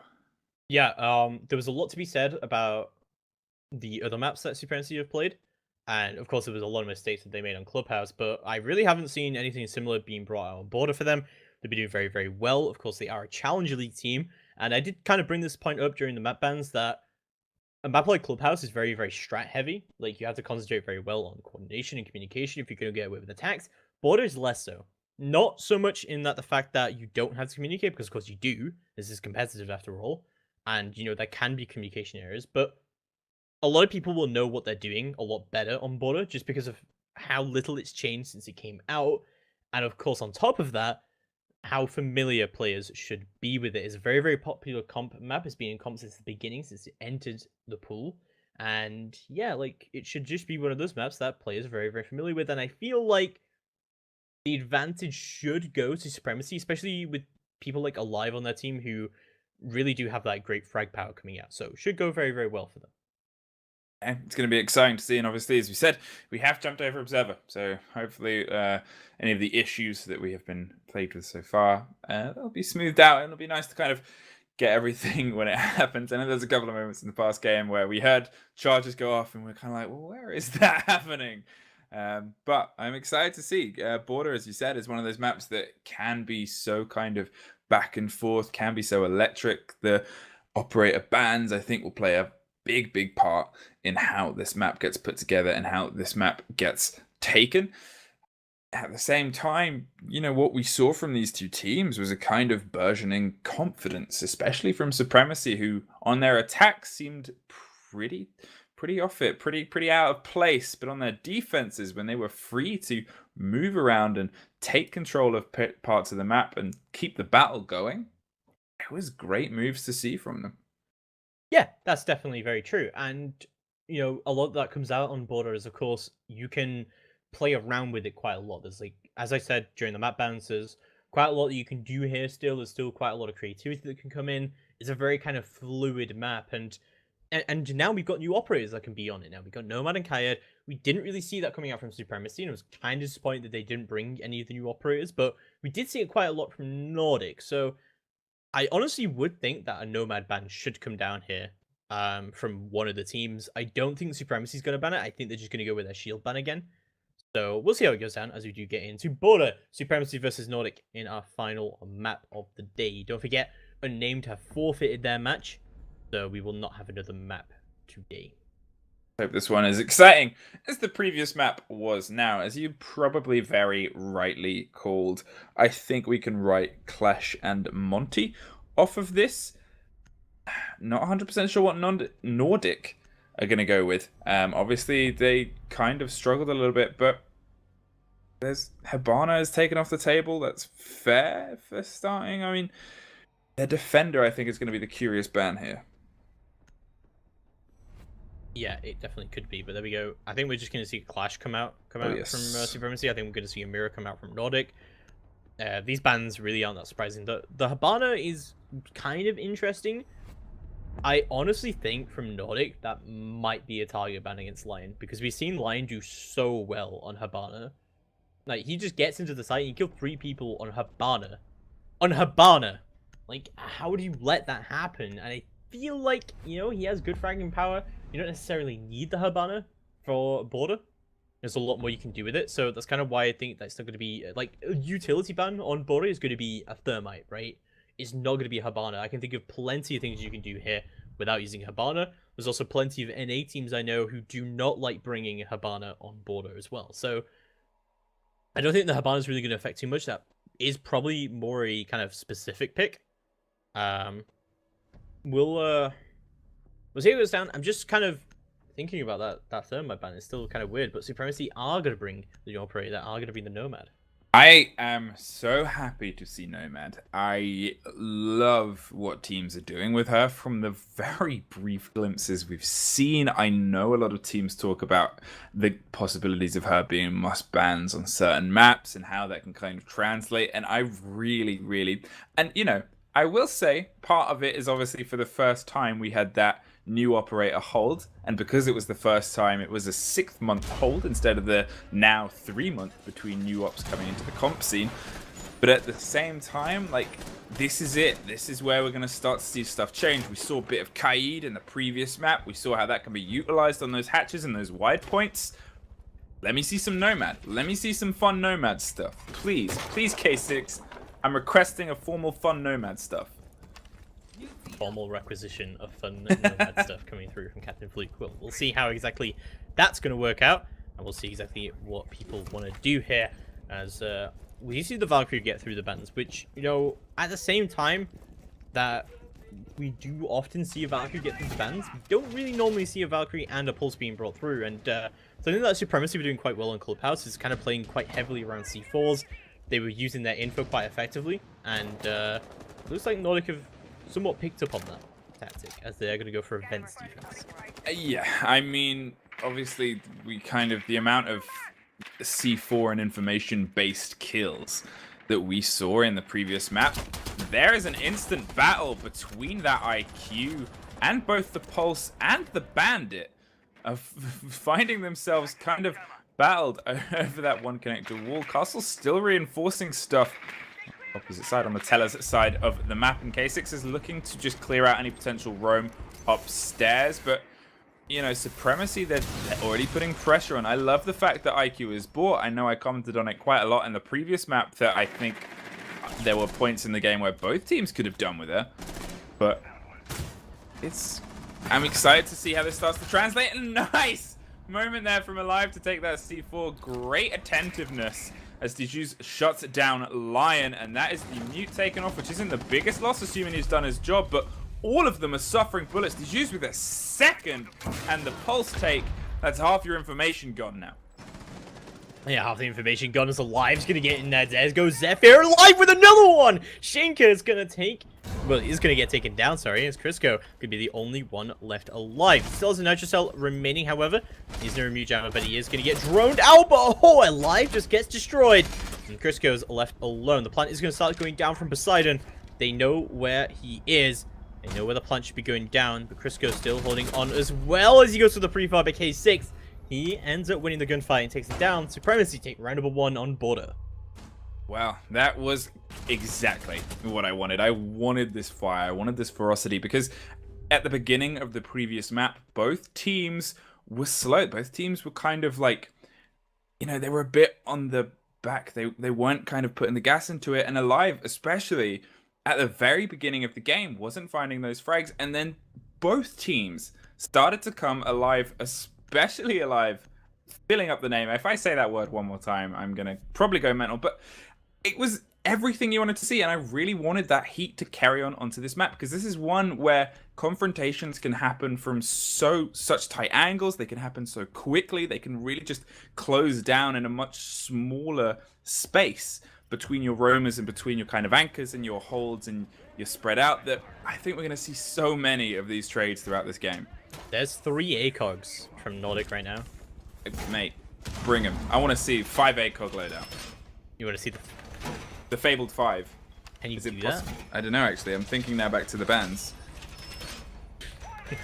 I'll do some notes. I'm going to write on my wall in pen and I'll get back to you. Okay, sounds good. Get some red string. Red string between ACOG. But they're opening up. Yeah, I love that they've reinforced 90. Obviously, some teams you'll sometimes see they kind of leave that unreinforced. And I know I actually saw that when it was, I believe, T3H versus Supremacy on this map. And I can't remember which of the two teams kept on not leaving it reinforced, but it really just allows you to get so much pressure onto this point when you lose CCTV, or if you lose CCTV control. Granted, Nordik have been playing, you know, they haven't been as aggressive as Supremacy were on defense, but they're not scared of those confrontations, not scared of those firefights. And Lion, I believe, is currently dug in with that ACOG and that doctor's syringe inside CCTV security. So it looks like they're going to be trying to hold it for as long as possible. Well, what I also just realized is Kayad's allowed now. So, of course, you can bring the 5 ACOG lineup here. Ah, I'll write that on my wall. Completely feasible. So, yeah. Yeah, definitely add that to your notes. This is good drone work coming out from Supremacy early on. I feel like Supremacy always moved very, like, Supremacy and, of course, Vitality back in the day did also move very, very slowly. But World is one of those maps where, like, it doesn't even allow you to move slowly, right? So, like, you drone out so much that you have to move at that point. So we go. Flashbangs are going to go down. Alive finds that entry onto Lion, and we're already losing so much control here for Nod. Salzim still trying to play around onto Horseshoe. Here goes to the pre-fires, but can't quite see what he's aiming at. And Alive just jumps in, and he takes him down. Deja takes down Shinka, and it's all down to Crisco. You can tell he's used to the situation, a 1v5, and it's all down to him. The Thermites aren't going to go down now. We're not going to see too much going down. Crisco still holding on as he sees the Thermite, the crouch beacon coming out from Poseidon, but he can't quite connect the shots. Crisco still holding it on into small office. The TK comes out from K6. K6, he wants that kill. He's not going to allow Alive moving in there to secure it. Crisco still holding on. The diffuser should be going down, but it is into the hands of Poseidon. They have to try and deal with Crisco, but there is potentially clutch situation here. That Maestro is very, very dangerous in that close quarter situation, but the flashbangs are going to successfully find Crisco.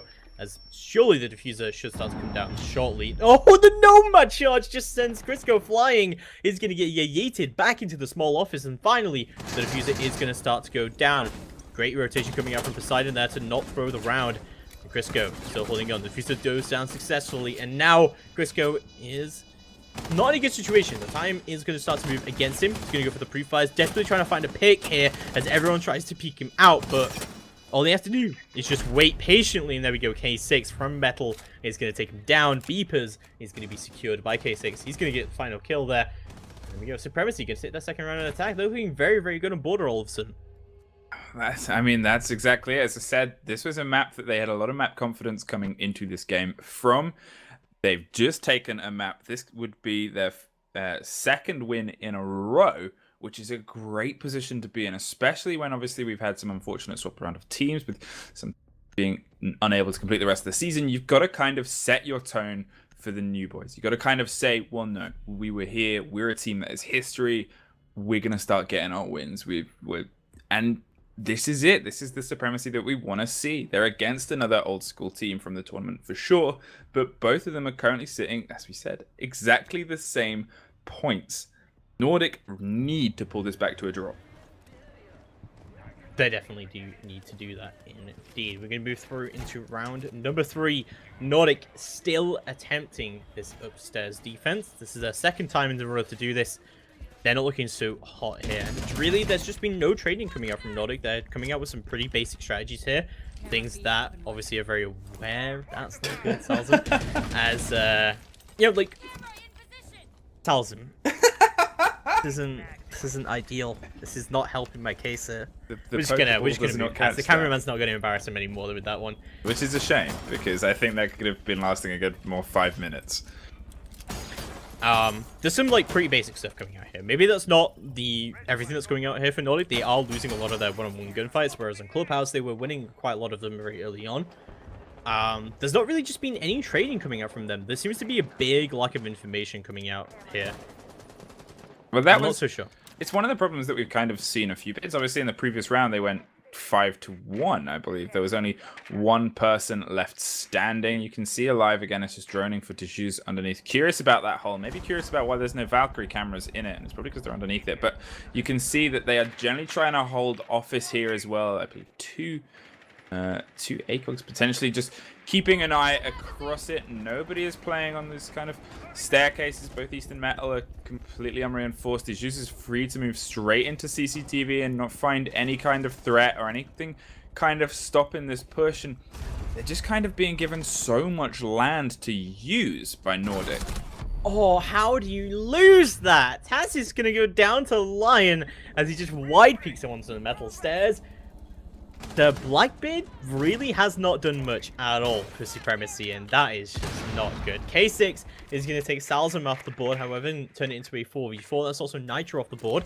I'm pretty sure Lion does have a Nitro at hand here, so it might not be a complete disaster. But in terms of Plantanal, there's not a lot of options here for Nordik, and I gotta say, that is not an ideal situation. Considering Echo is available here, and you're not picking him is not good, but Crisco's available, and he's just going to kill him. So maybe it's not a complete disaster either way.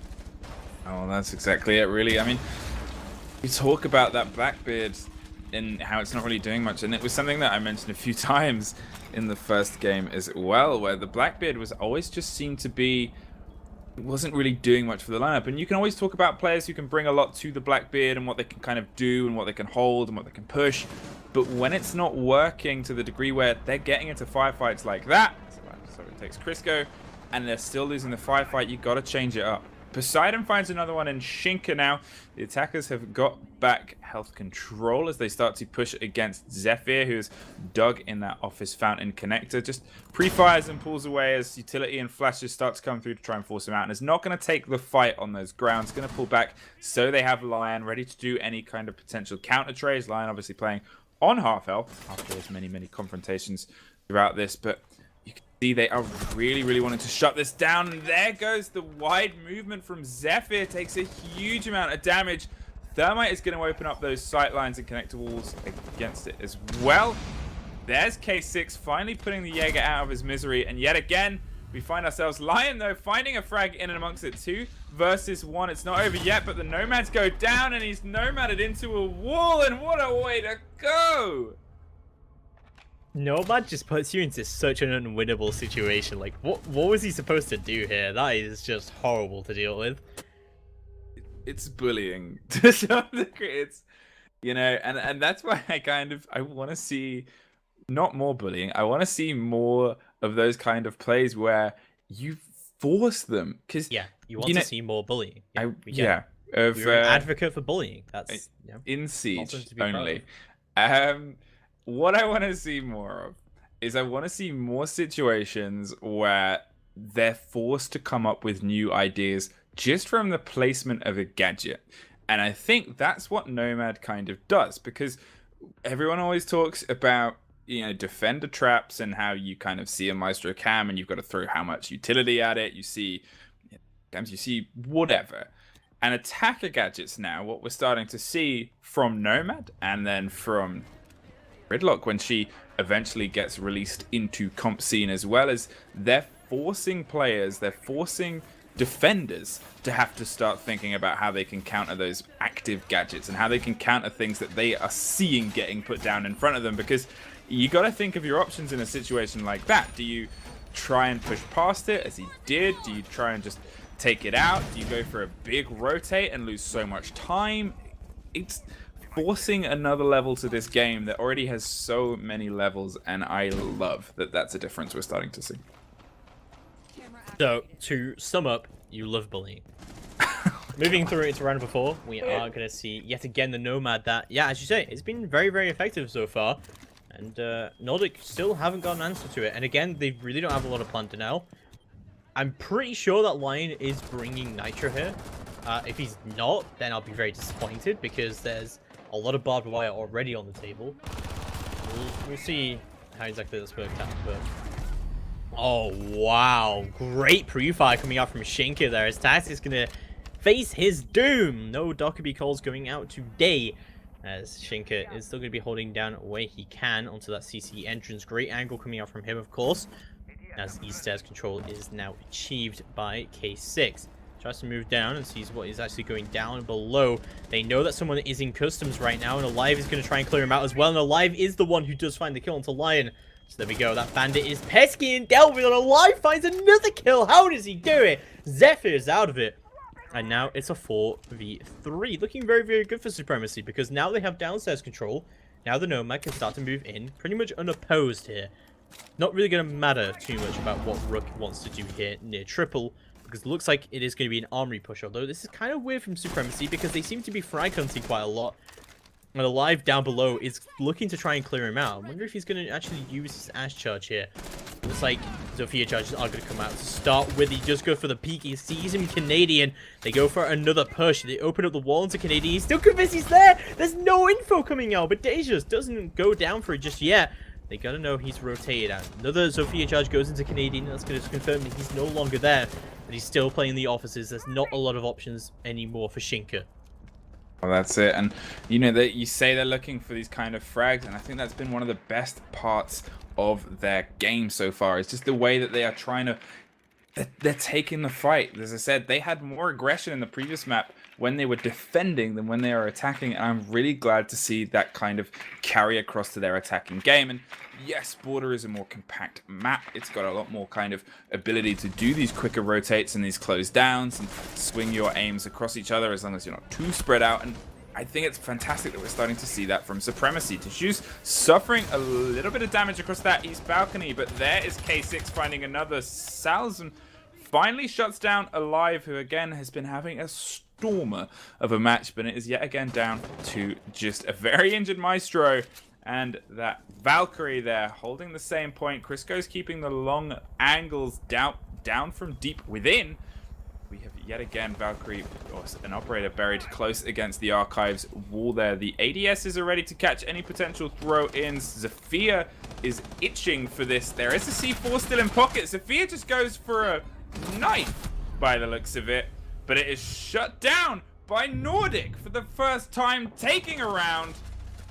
And that's kind of a surprise. That was a beautiful bait coming out from the Valkyrie. So he ripped the Nitro and then he quickly put it away to try and get the Zofia to peek him, and it worked out perfectly for him. So yeah, it worked out. And I feel like that's why he went for the knife, because he heard the Nitro get ripped and he was like, oh yeah, I can just kill this idiot. Bam, dead. That's what you get. The real idiot, it turns out, was Zofia. That's unfortunate. But now we're starting to see Nordik are adapting much better. I still think that individually they have better individual gun skill than Supremacy have, but it's clear that Supremacy have pretty clear tactics for Border. They're clearly a lot more comfortable on Border, and as you say, Border is a much more compact map, and the kind of timing issue that Supremacy was suffering from on Clubhouse isn't really going to affect them here at all. Well, that's it. And you know, we kind of looked at how many rounds kind of went down to plant and how many rounds went down to time, and them being exactly the same on the size of Clubhouse, that kind of comes to fruition. But here, with the immediacy of this map and with the immediacy of kind of your point A to point B, how you can roam clear much more efficiently because of the kind of boxic nature of it, it's nicer to see this kind of boil down to these frag fights, to these trades, and to these battles that I'm hoping just keep growing and growing. But 3-1 we currently sit up for Supremacy, and we go back down to Vent, which was the first round which Supremacy took, and ever since then we've just gone straight up to Armory for 3 times in a row. So I'm excited to see how Nordik decide to change a point that they lost pretty quickly. Yeah, they did lose it pretty quickly, although kind of at the same time you got to think that Nordik should be kind of more prepared for what's happening. I mean, they've definitely changed their playstyle a little bit now. You see the Lion now on the dock. I think a lot of this, though, still does come down to those early gunfights. That every time we see Supremacy gain an early lead, we see the rest of Nordik start to go with it very, very quickly. Maybe trades are starting to come out from Nordik. I'm not sure what exactly the thinking is behind here, but you can see now there's not so much aggressive playstyle coming out. No, I mean, the worry is that they've fallen a bit too passively. I know we commented on it in the first map where they would kind of have these more default strategies and these more default kind of setups. Wow, Shinka taking care of Alive, who just kind of wantonly peeked past those stairs. But they kind of, when things start to fall apart for Nordik and they don't change up, that's when teams get separated between good teams and bad teams. That's when we start to see what people are made of. Definitely, but we see a good early pick coming out. Alive obviously has done quite a lot of work, and we're not going to see him alive for much longer, as Nordik still contain the breaches. But Lion is going to go for a peek onto East Stairs. K6 easily able to deal with him, and that's now moved into a 4v4. Now we've lost that upstairs control as well. We can definitely start to see that Supremacy can take advantage of all of that. K6 does have upstairs control as well, as also drones are going to come out to the site. But now we're seeing a very, very slow Supremacy. They have their entry into the site, however, so they can act on this whenever they want to. Nordik seem to be getting a little bit restless here, though. They seem to be peeking kind of unnecessarily to try and regain control, and Dejus is going to punish Zephyr for just that. Castle taken off the board now. We see Blackbeard holding the angle, and yet again, Shinka goes for a peek. It was covered. Supremacy. I was going to say they've kind of lost a bit of gas. Salzam, in the meantime, gets a double kill there, dropping the Blackbeard, who is holding a hard angle. You've got to kind of find a way to swap that Blackbeard over now, because that's the second time I would say Blackbeard's been in a position where he probably shouldn't have lost that firefight. Yeah, but Crisco holding on very, very well there. Deja's going to go down for it, and now it's all down to K6 in a 1v2 clutch situation. One edge up is going to go down. He has 2 more remaining in his back pocket, and still a Claymore available. So he just push around onto the central stairs and tries to get into the customs as well. And he still hasn't found a kill for his time. There's 20 seconds left to go on the clock. You should see that the rotates are starting to come through. He does recover the diffuser, however, so this is looking much, much better for him, but he's desperately running out of time here. 15 seconds left to go on the clock. He's got to push all the way around. He's got to find the kill, but no! Crisco is going to win it out. Nordik Esport take round number 5 and find their second round on border. Wow. 3-2. One more before the swap over, one more before the half. Swapping out on 3-3 is obviously the best that Nordik can really hope for at this point.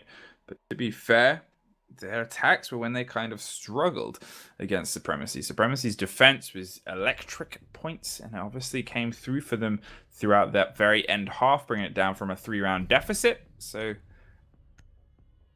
it's a tough fight for them on the second half of this map, for sure. Yeah, definitely. So, moving through onto round number 6. This is kind of a scoreline you'd expect at this point. I mean, Border is a very, very, very, like, 50-50 map that's going down.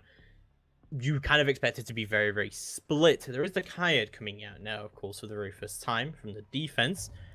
We'll see exactly how that's going to work out from Zephyr's side as we go to a Bathroom Towers defense, which we also haven't seen yet either.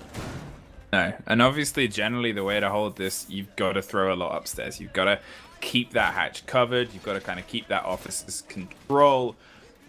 You've got to do vertical for most points on this, but this is often a horrible and messy point to defend down on the floor. And as soon as you lose that just grasp on the second story, often already over. So you can see they're throwing the castles up there. You can see they're throwing, you know, a lot of operators and a lot of attention. They've potentially got the smoke up there as well. Gonna just lock it all down and set up and hold. They've even got the Kaid hanging up there as well. So yeah, they've kind of just put their reinforcements not in like bad places, but kind of just in unexpected places. So they haven't reinforced like the fountain back walls. So they can't really play around that. They've only reinforced triple. And they reinforce Canadian as well. So, like, Salzam's going to play in Canadian. And it's kind of easy to you to get needed out there, however. So it's kind of a dangerous place for you to play. And you can see that the fact that they've reinforced where they have means they've given up a huge amount of control in the other areas. Not necessarily a bad thing, but it does mean that Supremacy can move quite quickly to secure armory control. And that might not mean in the end that they end up pushing upstairs completely. They might just hold the angles and wait for rotates and wait for peaks. Simply because of how this ends up playing out quite heavily. I mean, there's a reason that Bathroom Towers isn't a popular site. well, that's it. It's, you know, the one of the ones you see on the third point occasionally. It's obviously never one of the first two, the big boys. But when you've got to start rotating points and start thinking of other ways to do your holds, then that's when teams start to get stretched and pressured. Tactus taking a huge amount of damage from the bottom of the staircase, however, as they try to move Salzam finding alive, and he's just holding tight inside Fountain. You can see that someone has pulled back there, holding the close angle. The second smoke charge goes off. Still a minute and a half left to only be down to one remote gas grenade. There is the push from the soft destruction of Zephyr, and then the frag that follows it up, as well as Shinka gets taken, thrown out of that Fountain hold. Definitely doing very well with that. Zephyr just still holding down to Fountain and doing what he can here. Seeing exactly where the peak is going to come through, but Nomad there, K6 is going to eliminate Zephyr before he can really do much. And now it is a 3v3 with one being down, but looks like he has been picked up. Don't forget, you're only 20 health now when you get picked up, so that could affect the pushing potential now coming out from Supremacy. Flashbang is going to go through, make his way into Canadian. Salzam is not going to get affected by it, however, still holding down where he can. He still has a deployable shield to play around. He's going to try and peek off it. He does get one down. He gets a kill. Tatis goes down, but no, Poseidon's going to trade it out. And now it's a 2v2. They should be able to get revived here. But oh no, from below, Lion's going to take him down. Oh, beautifully played. And now it's a 2v2. But no, this isn't looking good at all. 30 seconds left to go on the clock, just about. Diffuser is in hand of Poseidon though, so there's definitely work that can be done. And he still has one air jab left remaining. So, Casey's going to have to move quickly here. Goes for the pre-fire. He has that very, very large magazine. He's going to hop up and over, but he can't see him just yet. He knows that he's here, but he's not going to win the gunfight. It's going to be Nordik who take round number 6, despite the fact that Poseidon is able to trade out Lion. Crisco is going to be the one who trades him out right back immediately. Beautifully played coming out from Nordik, but very, very small mistakes coming out from both sides. Now, I think that was maybe the first time I have at least seen that health from being downed be a huge difference towards a round, because when they were going for that 2 versus 2 push, if they were at 50 rather than 20, especially in that spray fire battle we saw there, it could have potentially just given them that little bit more to take it. But the fact that they managed to get 2 down, or 3 downs in the pickup, but 2 downs throughout the build up to that round as well, just shows that those players upstairs really, really did their work. So, moving forward into round number 7, this is, again, as I said, the kind of scoreline you would expect to see on Border at this point. It's very, very 50 map. It goes very, very back and forth. This half is very going to be defining how you do move forward, but Nordik now should be very, very aware of how Supremacy play their defenses. And we've seen some very weird roam game coming out from Supremacy, and I'm going to guess that they're going to play very heavily off C4s yet again. I mean, it was great to see. It was exciting to see. Obviously, as they were using that Valk, they were using those C4s, and they were repeatedly, I think almost every single round, they picked up kills utilizing it. And, you know, there's less escape on this kind of map. There's, you know, 2 ways up and down. There's not a huge amount of, kind of those places for them to really find the width as there is on Clubhouse, but these are players that have been able to find width and find space when they need to, and that ability combined with the utility could be just as deadly and decisive as it was in the first map. It definitely could be, but we are going to see lots of shooting and lots of stuff happening on the east stairs here. Salzam does take quick control here, takes out the default cam, and of course lots of drones are going to go ahead of him. Triple wall has been left soft, and you can see that Salzam is going to take quick advantage of that. The fact do have a sledge though, but I mean it's not a massive waste of utility to get it open early on, so there's still been plenty of droneage work and plenty of utility usage coming out from Nordik here across the board. I'm kind of concerned about their drone economy though, but there we go. Drone is going to go ahead of Salzam, so that's definitely good. At this point in the round, there's a lot of control for Nordik, and part of me is concerned about how Supremacy is going to react to this, but they still have plenty of planted out on the board, and I feel like Supremacy play best when they're playing to the time, to the clock. So they're not really worried about the time at all. They can let them get control, but until that plant is going to start to come down, then you start to get worried about where the clock is at that position. Well, they have that armory wall open now. It's just a matter of kind of closing in. Maestro is watching it on a cam de juice.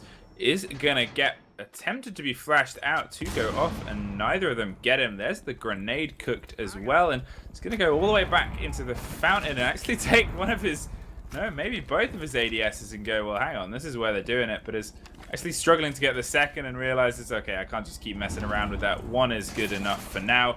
Gonna stop any potential utility get thrown around the corner. The window over the shoulder gets broken in. Salzam is trying to find, there's the ADS. The diffuser is going down on the close wall. A man is so close to listening to that, just on the other side, but it's solid reinforced.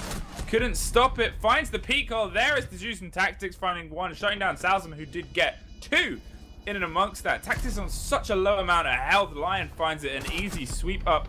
Now Jaeger peeks and gets a frag against Lion. Shinka finds the juice, and it is now just down to Poseidon, the Valkyrie, who has half the diffuser time left and needs to find a way inside. Gonna just C4 the close wall, make sure no one is on that corner. No one is.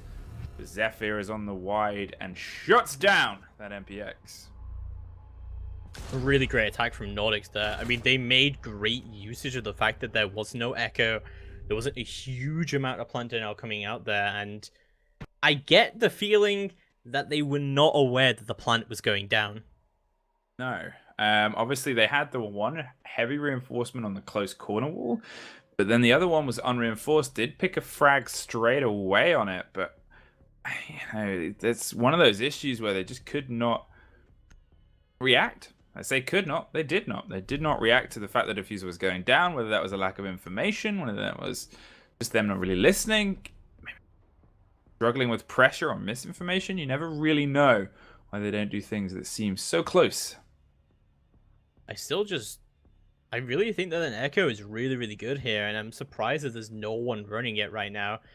But we are going to see the echo finally coming out from Texas. As I say that, Zephyr is going to bring the Glaz, however, also for the very first time. And we talked a little bit about Glaz last map, and that I still feel like on Clubhouse, Glaz isn't really that great, but people are still just very afraid of what he can potentially get away with on just generally. So maybe we'll see something like that happen. I still feel like on an Armory Locker's take, he's much, much better. And generally, you know, you can see patterns in teams that do come out, and Supremacy are no different from that, that they lose one, they lose two, then they change. But they never seem to change when they lose the first time. They just go back there immediately. And sometimes it can be very predictable. I still feel like a Glaz would be less useful in events tank. So potentially they could just change it up and go events, or they could have faked that they were going events by taking a castle and then sixth picking off of the castle rather than sixth picking off of the Maestro. So there's like quite a lot of strategy that goes into sixth picking and stuff like that I feel like is still underwhelmed. That Alive is going to go for the spawn kill but not able to get it out just yet because he is of course droned out. Oh my god, what? Salzman peeks him at just the wrong moment, and Alive is going to take him down with a headshot. Beautiful from him. How does that happen?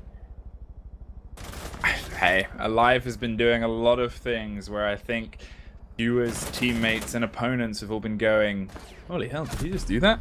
And he's just one of those players. He's been playing so exceptionally. He does get picked off by Lion. Another player, to be fair, who's been having really, really good games. And those two against each other have had massive battles across both maps. The roam hunting and free movement has just been exceptional between the pair of them. It has been pretty exceptional, but Alive is going to go down, of course, but Audacious is going to be able to refrag it quite easily. Just from the top of the waiting room there.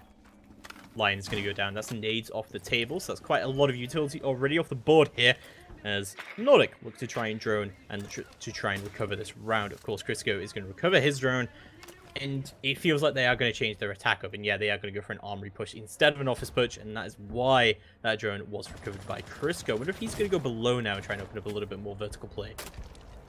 That's the thing. I mean, they've got a minute and a half left. They have plenty of time, but they do have a battle with an Echo that is only edging closer and closer and closer. This guy starts to try to dig through. Poseidon is just pulsing the information. Obviously, they do have the bandit and the possibility of just locking that off. Obviously, damage from below, potentially, but so far nothing's been done, and they're not even going to try and bandit it. With nothing on the board to stop those bandit charges, just kind of hand the wall over. Yeah, and this entire wall is soft as well from Poseidon, which potentially could act against them, because there is, of course, a Zofia on the board, and there is still impacts from the Zofia, and that could definitely affect it. But of course, that is going to be able to mean that they can deny the plant, which is what they were unable to do the last time they defended her. So, decent adaptation coming out. Of course, he's Pulse, so he's going to know when it's going down. But Shinka is going to start to plant the diffuser. Shinka is just going to be trying to play around here, but no, is going to be very, very low. He's going to go back for the diffuser plant, but Zephyr is going to be covering him down. But no, K6 is going to find him. Zephyr and Crisco both find kills of their own. And now it's a 2v2 situation. The diffuser does get recovered by Crisco. There's still Echo drones up, of course, from Tactics. He could deny the plant. There could be pre-fires coming down here. They're just still playing around onto the top of Metal to try and get through onto Beepers, to try and deny the plant going down. Crisco again going to attempt the diffuser going down. He's known to be here, and Deja could push it all the way up. Zephyr does pick one, but Deja is going to deny the plant. There has to be time left, but Deja is going to take Zephyr down with a headshot as he attempts to refrag. Supremacy take round about 8. Great defense coming out from them. Great info coming out from them. More importantly, no IQ coming out, of course, from Nordik. Well, I am hoping... Well, actually, no, we're going to rotate to a different point anyway, but that was exactly what you called for and wanted to see. You wanted to see that Echo brought. You wanted to see that Echo do what Echo did there. And so many times when Echo is still on the board, you've seen him win entire rounds just from a holding with that drone that is so hard to root out on the other side. Obviously, we currently see Thatcher on the board from Nordik. Whether that gets 6th pick out or not, I'm curious to see. Didn't roll with it on the point where probably might have done them a bit more good. Well, I say that actually, they didn't even try and hold the wall. Ignore what I just said. Alright, so moving forward. We're going to move through into round number 9. It's going to be events and workshop defense coming out. Again, the Valkyrie being moved through from Supremacy. Supremacy were doing pretty well throughout the series already of just gathering intel. And in Clubhouse, we saw they were doing quite well with that, like playing off the intel, playing off the C4 usage coming out from them, and just generally having like a good idea of where the push is coming from and reacting to it quite well. Nordik, drone game-wise, hasn't been the best. Yeah, I think that's definitely fair to say because, I mean, to be fair, we saw that on the previous map as well, where these kind of pushes and roams and movements from Supremacy were fantastic. At the same time, Nordik would kind of move with a confidence where, as if they had kind of roamed, had they kind of droned it out, and then they just got picked apart, and it's something that they're suffering here as well. Again, where they're not really getting themselves all the information they need. They're kind of being fed parts of the map and being fed places where they go, well, we can roll up here, no one has shot at us yet, and we've thrown the basics of it, and then they just get taken apart. There's no one kind of covering it, there's no one kind of watching it, there's not a precise enough clear that we kind of need to see. Yeah, definitely. So, moving further through into round number 9, we are going to see Lion holding down into the main lobby, and we see drones more starting to come out from Nordik. There's a little bit better drone game coming out from them, of course, but I feel like they waste quite a lot of it very, very early on. Like, you've got to be very careful with your drone economy, something that EU teams will punish you a lot heavier than NA teams will, of course. And we'll see Lion gets all the way through up to the vents. We'll see the smoke is still playing in the back and needs to cut off his rotation here. He's going to have to try and force this smoke to try and rotate out. This could be potentially hard to do because the castle is there, of course, and there isn't too much upstairs control being moved through. Yep, oh my god, the nade came through. That could have completed that rotation before it happened, and he will do so. Oh my god, there's no way this guy just got away from a rotation like that. That is really bad, but Lion, there we go. He's going to shut him down before he can complete it. Lion, very, very low in HP there.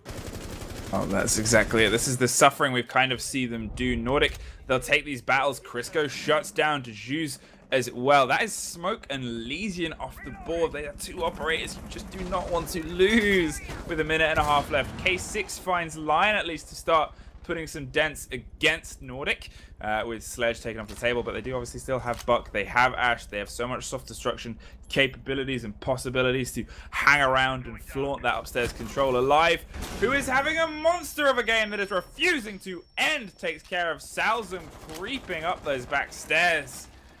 In the words of the Fratellis, as K6 again, you can see Supremacy are looking for fights, they're looking for aggression, and they are looking for these battles. And yet again, Nordik are kind of struggling to deal with that. Has 2 frag grenades here, Buck, and they know they've already dropped and rolled them here before. You will generally assume someone is going to be sitting down there anyway, and yet again it kind of rotates back towards the information game and the drone game that seems to be lacking. Crisco gets taken on the flat fight by Alive, who creeps around off. Zephyr shuts down K6 in the meantime, but Buck is on an exceptionally low amount of health at this point. Maestro just kind of chilling down on point, deep inside bathroom, waiting for someone to try to drop hatch. There is only 15 seconds left. The diffuser is being planted, but Alive finds Crisco above, might be able to rotate around, and does Alive through the roof. There is no stopping him at this point in time. It really doesn't seem to matter which gun Alive has. He just seems to be absolutely removing people from the game today. He's done a great job overall. Poseidon with some great movement in that game as well, because he managed to move back into that bathroom, rotate, and that's a really devastating position to get re-control of, despite the fact that the smoke was just killed in there. That is some bad roam control coming out there from Nordik. Something I've noticed that Nordik like to do a lot is they like to take control, right? And like droning out and trying to take control of areas and like, okay, we're gonna cut off a rotation. They didn't do anything to force that smoke to actually make a rotation. They didn't destroy the castle. They're like trying to hold down the site, but at the same time they're getting picked from elsewhere and they're not really finding like decent fights in terms of tactics. They're finding one-on-one fights that Nordik want to take because they think they can potentially win them. But then at the same time, on the flip side of that, you're not forcing people into winnable fights. You're forcing people into like even fights, and that's kind of important. Yeah. Alibi is back on the table. I know you have strong feelings, I can say, towards usage, at least on Clubhouse. I've heard you talk about on 2 previous maps. Do those extend to border players?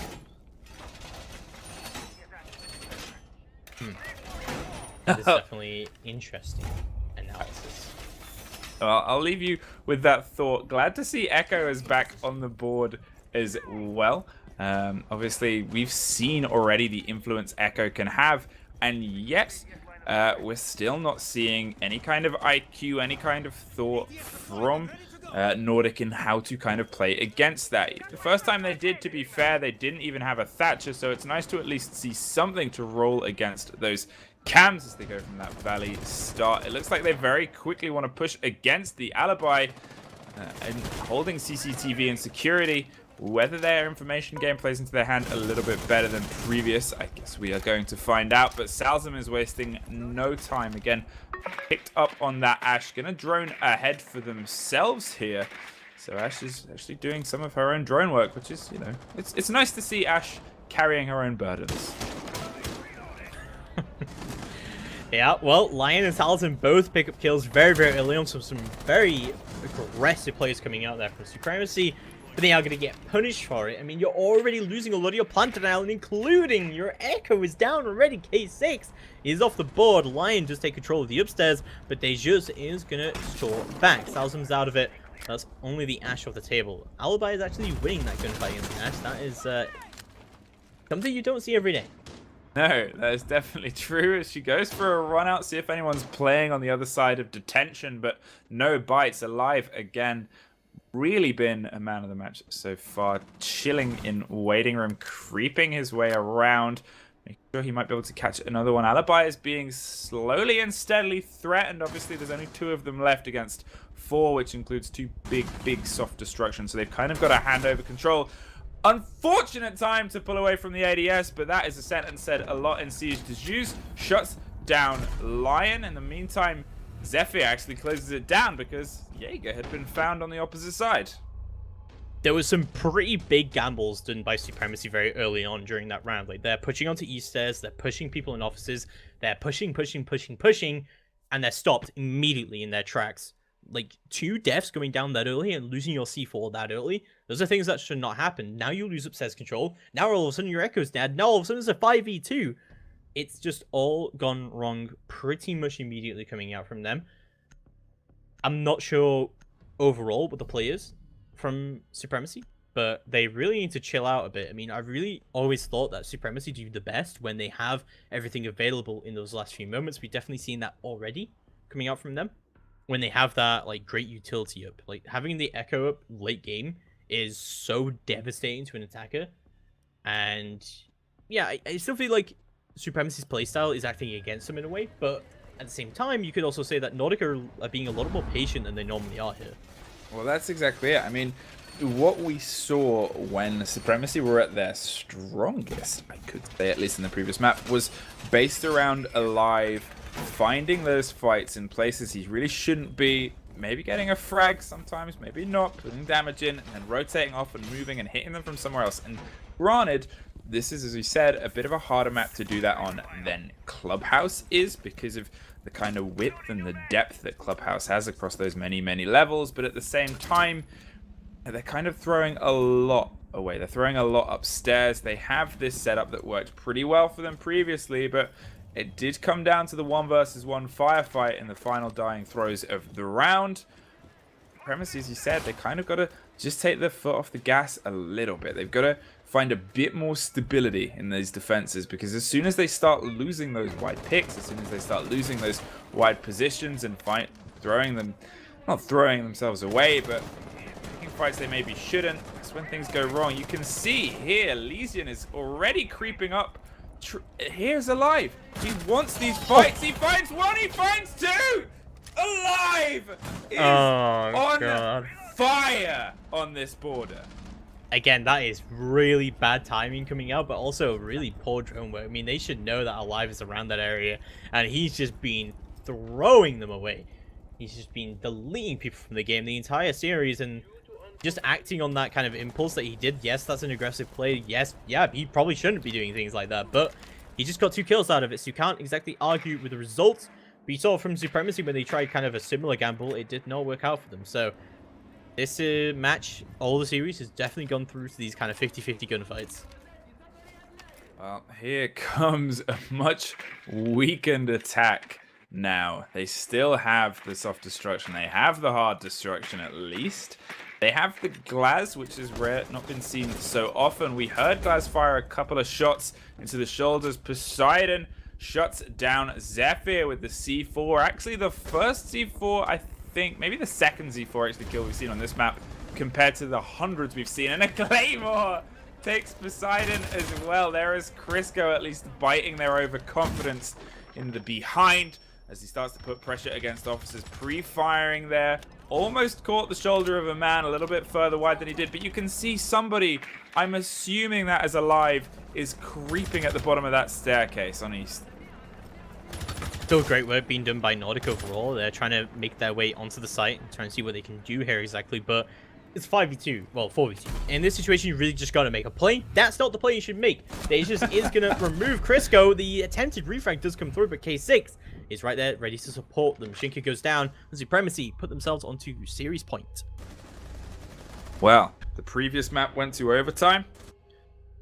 You know, it's been biddly back and forth. I wouldn't be surprised if we find ourselves there again. This has been outstanding kind of attack encounters from both sets of players. I don't think anyone throughout this entire game, the biggest the lead went to was at the very beginning where it went to 3-0, and then ever since then it has just been one round to one round to one round, and it's just fantastic to watch. Yeah, it definitely has been. Moving on to match point, of course, Supremacy got a feeling pretty good about that one. I really don't like that 6-pick from a smoke onto an alibi. We've seen this pretty much time and time again from both sides now. I really don't see why both sides favor the alibi so much. I don't think that she's that useful here. Although we did see that Alibi, if you're listening in the chat, he doesn't mean it. I'm sorry. But but like, having said that, Alibi did just win 2 gunfights against an Ash and a Sledge. So I guess you can't argue with the results there. So we'll see how it goes down. I think it's more for kind of like the soft destruction, but I mean, like, if you're going to remove the smoke from this lineup, you have to bring in someone who has that soft destruction. So maybe it's not that bad of a pick. Maybe we'll see how it works out. I mean, you know, it's one of those things where I think we're seeing it almost, it's bait to a degree, which is obviously her main purpose and her major purpose.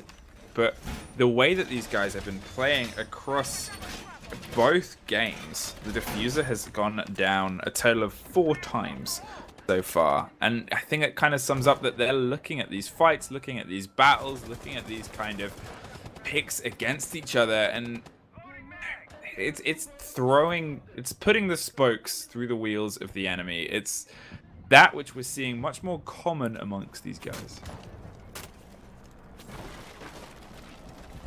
Definitely it has been. I mean, Nordik haven't lost any gunfights yet, so it's already looking pretty good for them. But there's been so aggressive playstyle coming out from Supremacy. Like, they're trying to find some really, really early gunfights coming out, right? Like, there's been some pretty early movement coming out from them.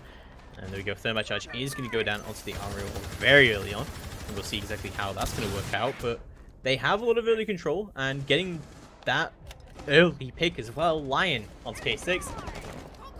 All the like early actions to be happening like the first 2 minutes is completely define how this pacing of game has gone down. And again, Taxis is going to win that gunfight against Lion. So hey, play them for the guns. The alibi, yeah. Apparently you're playing it. You're playing alibi for the gun. Apparently.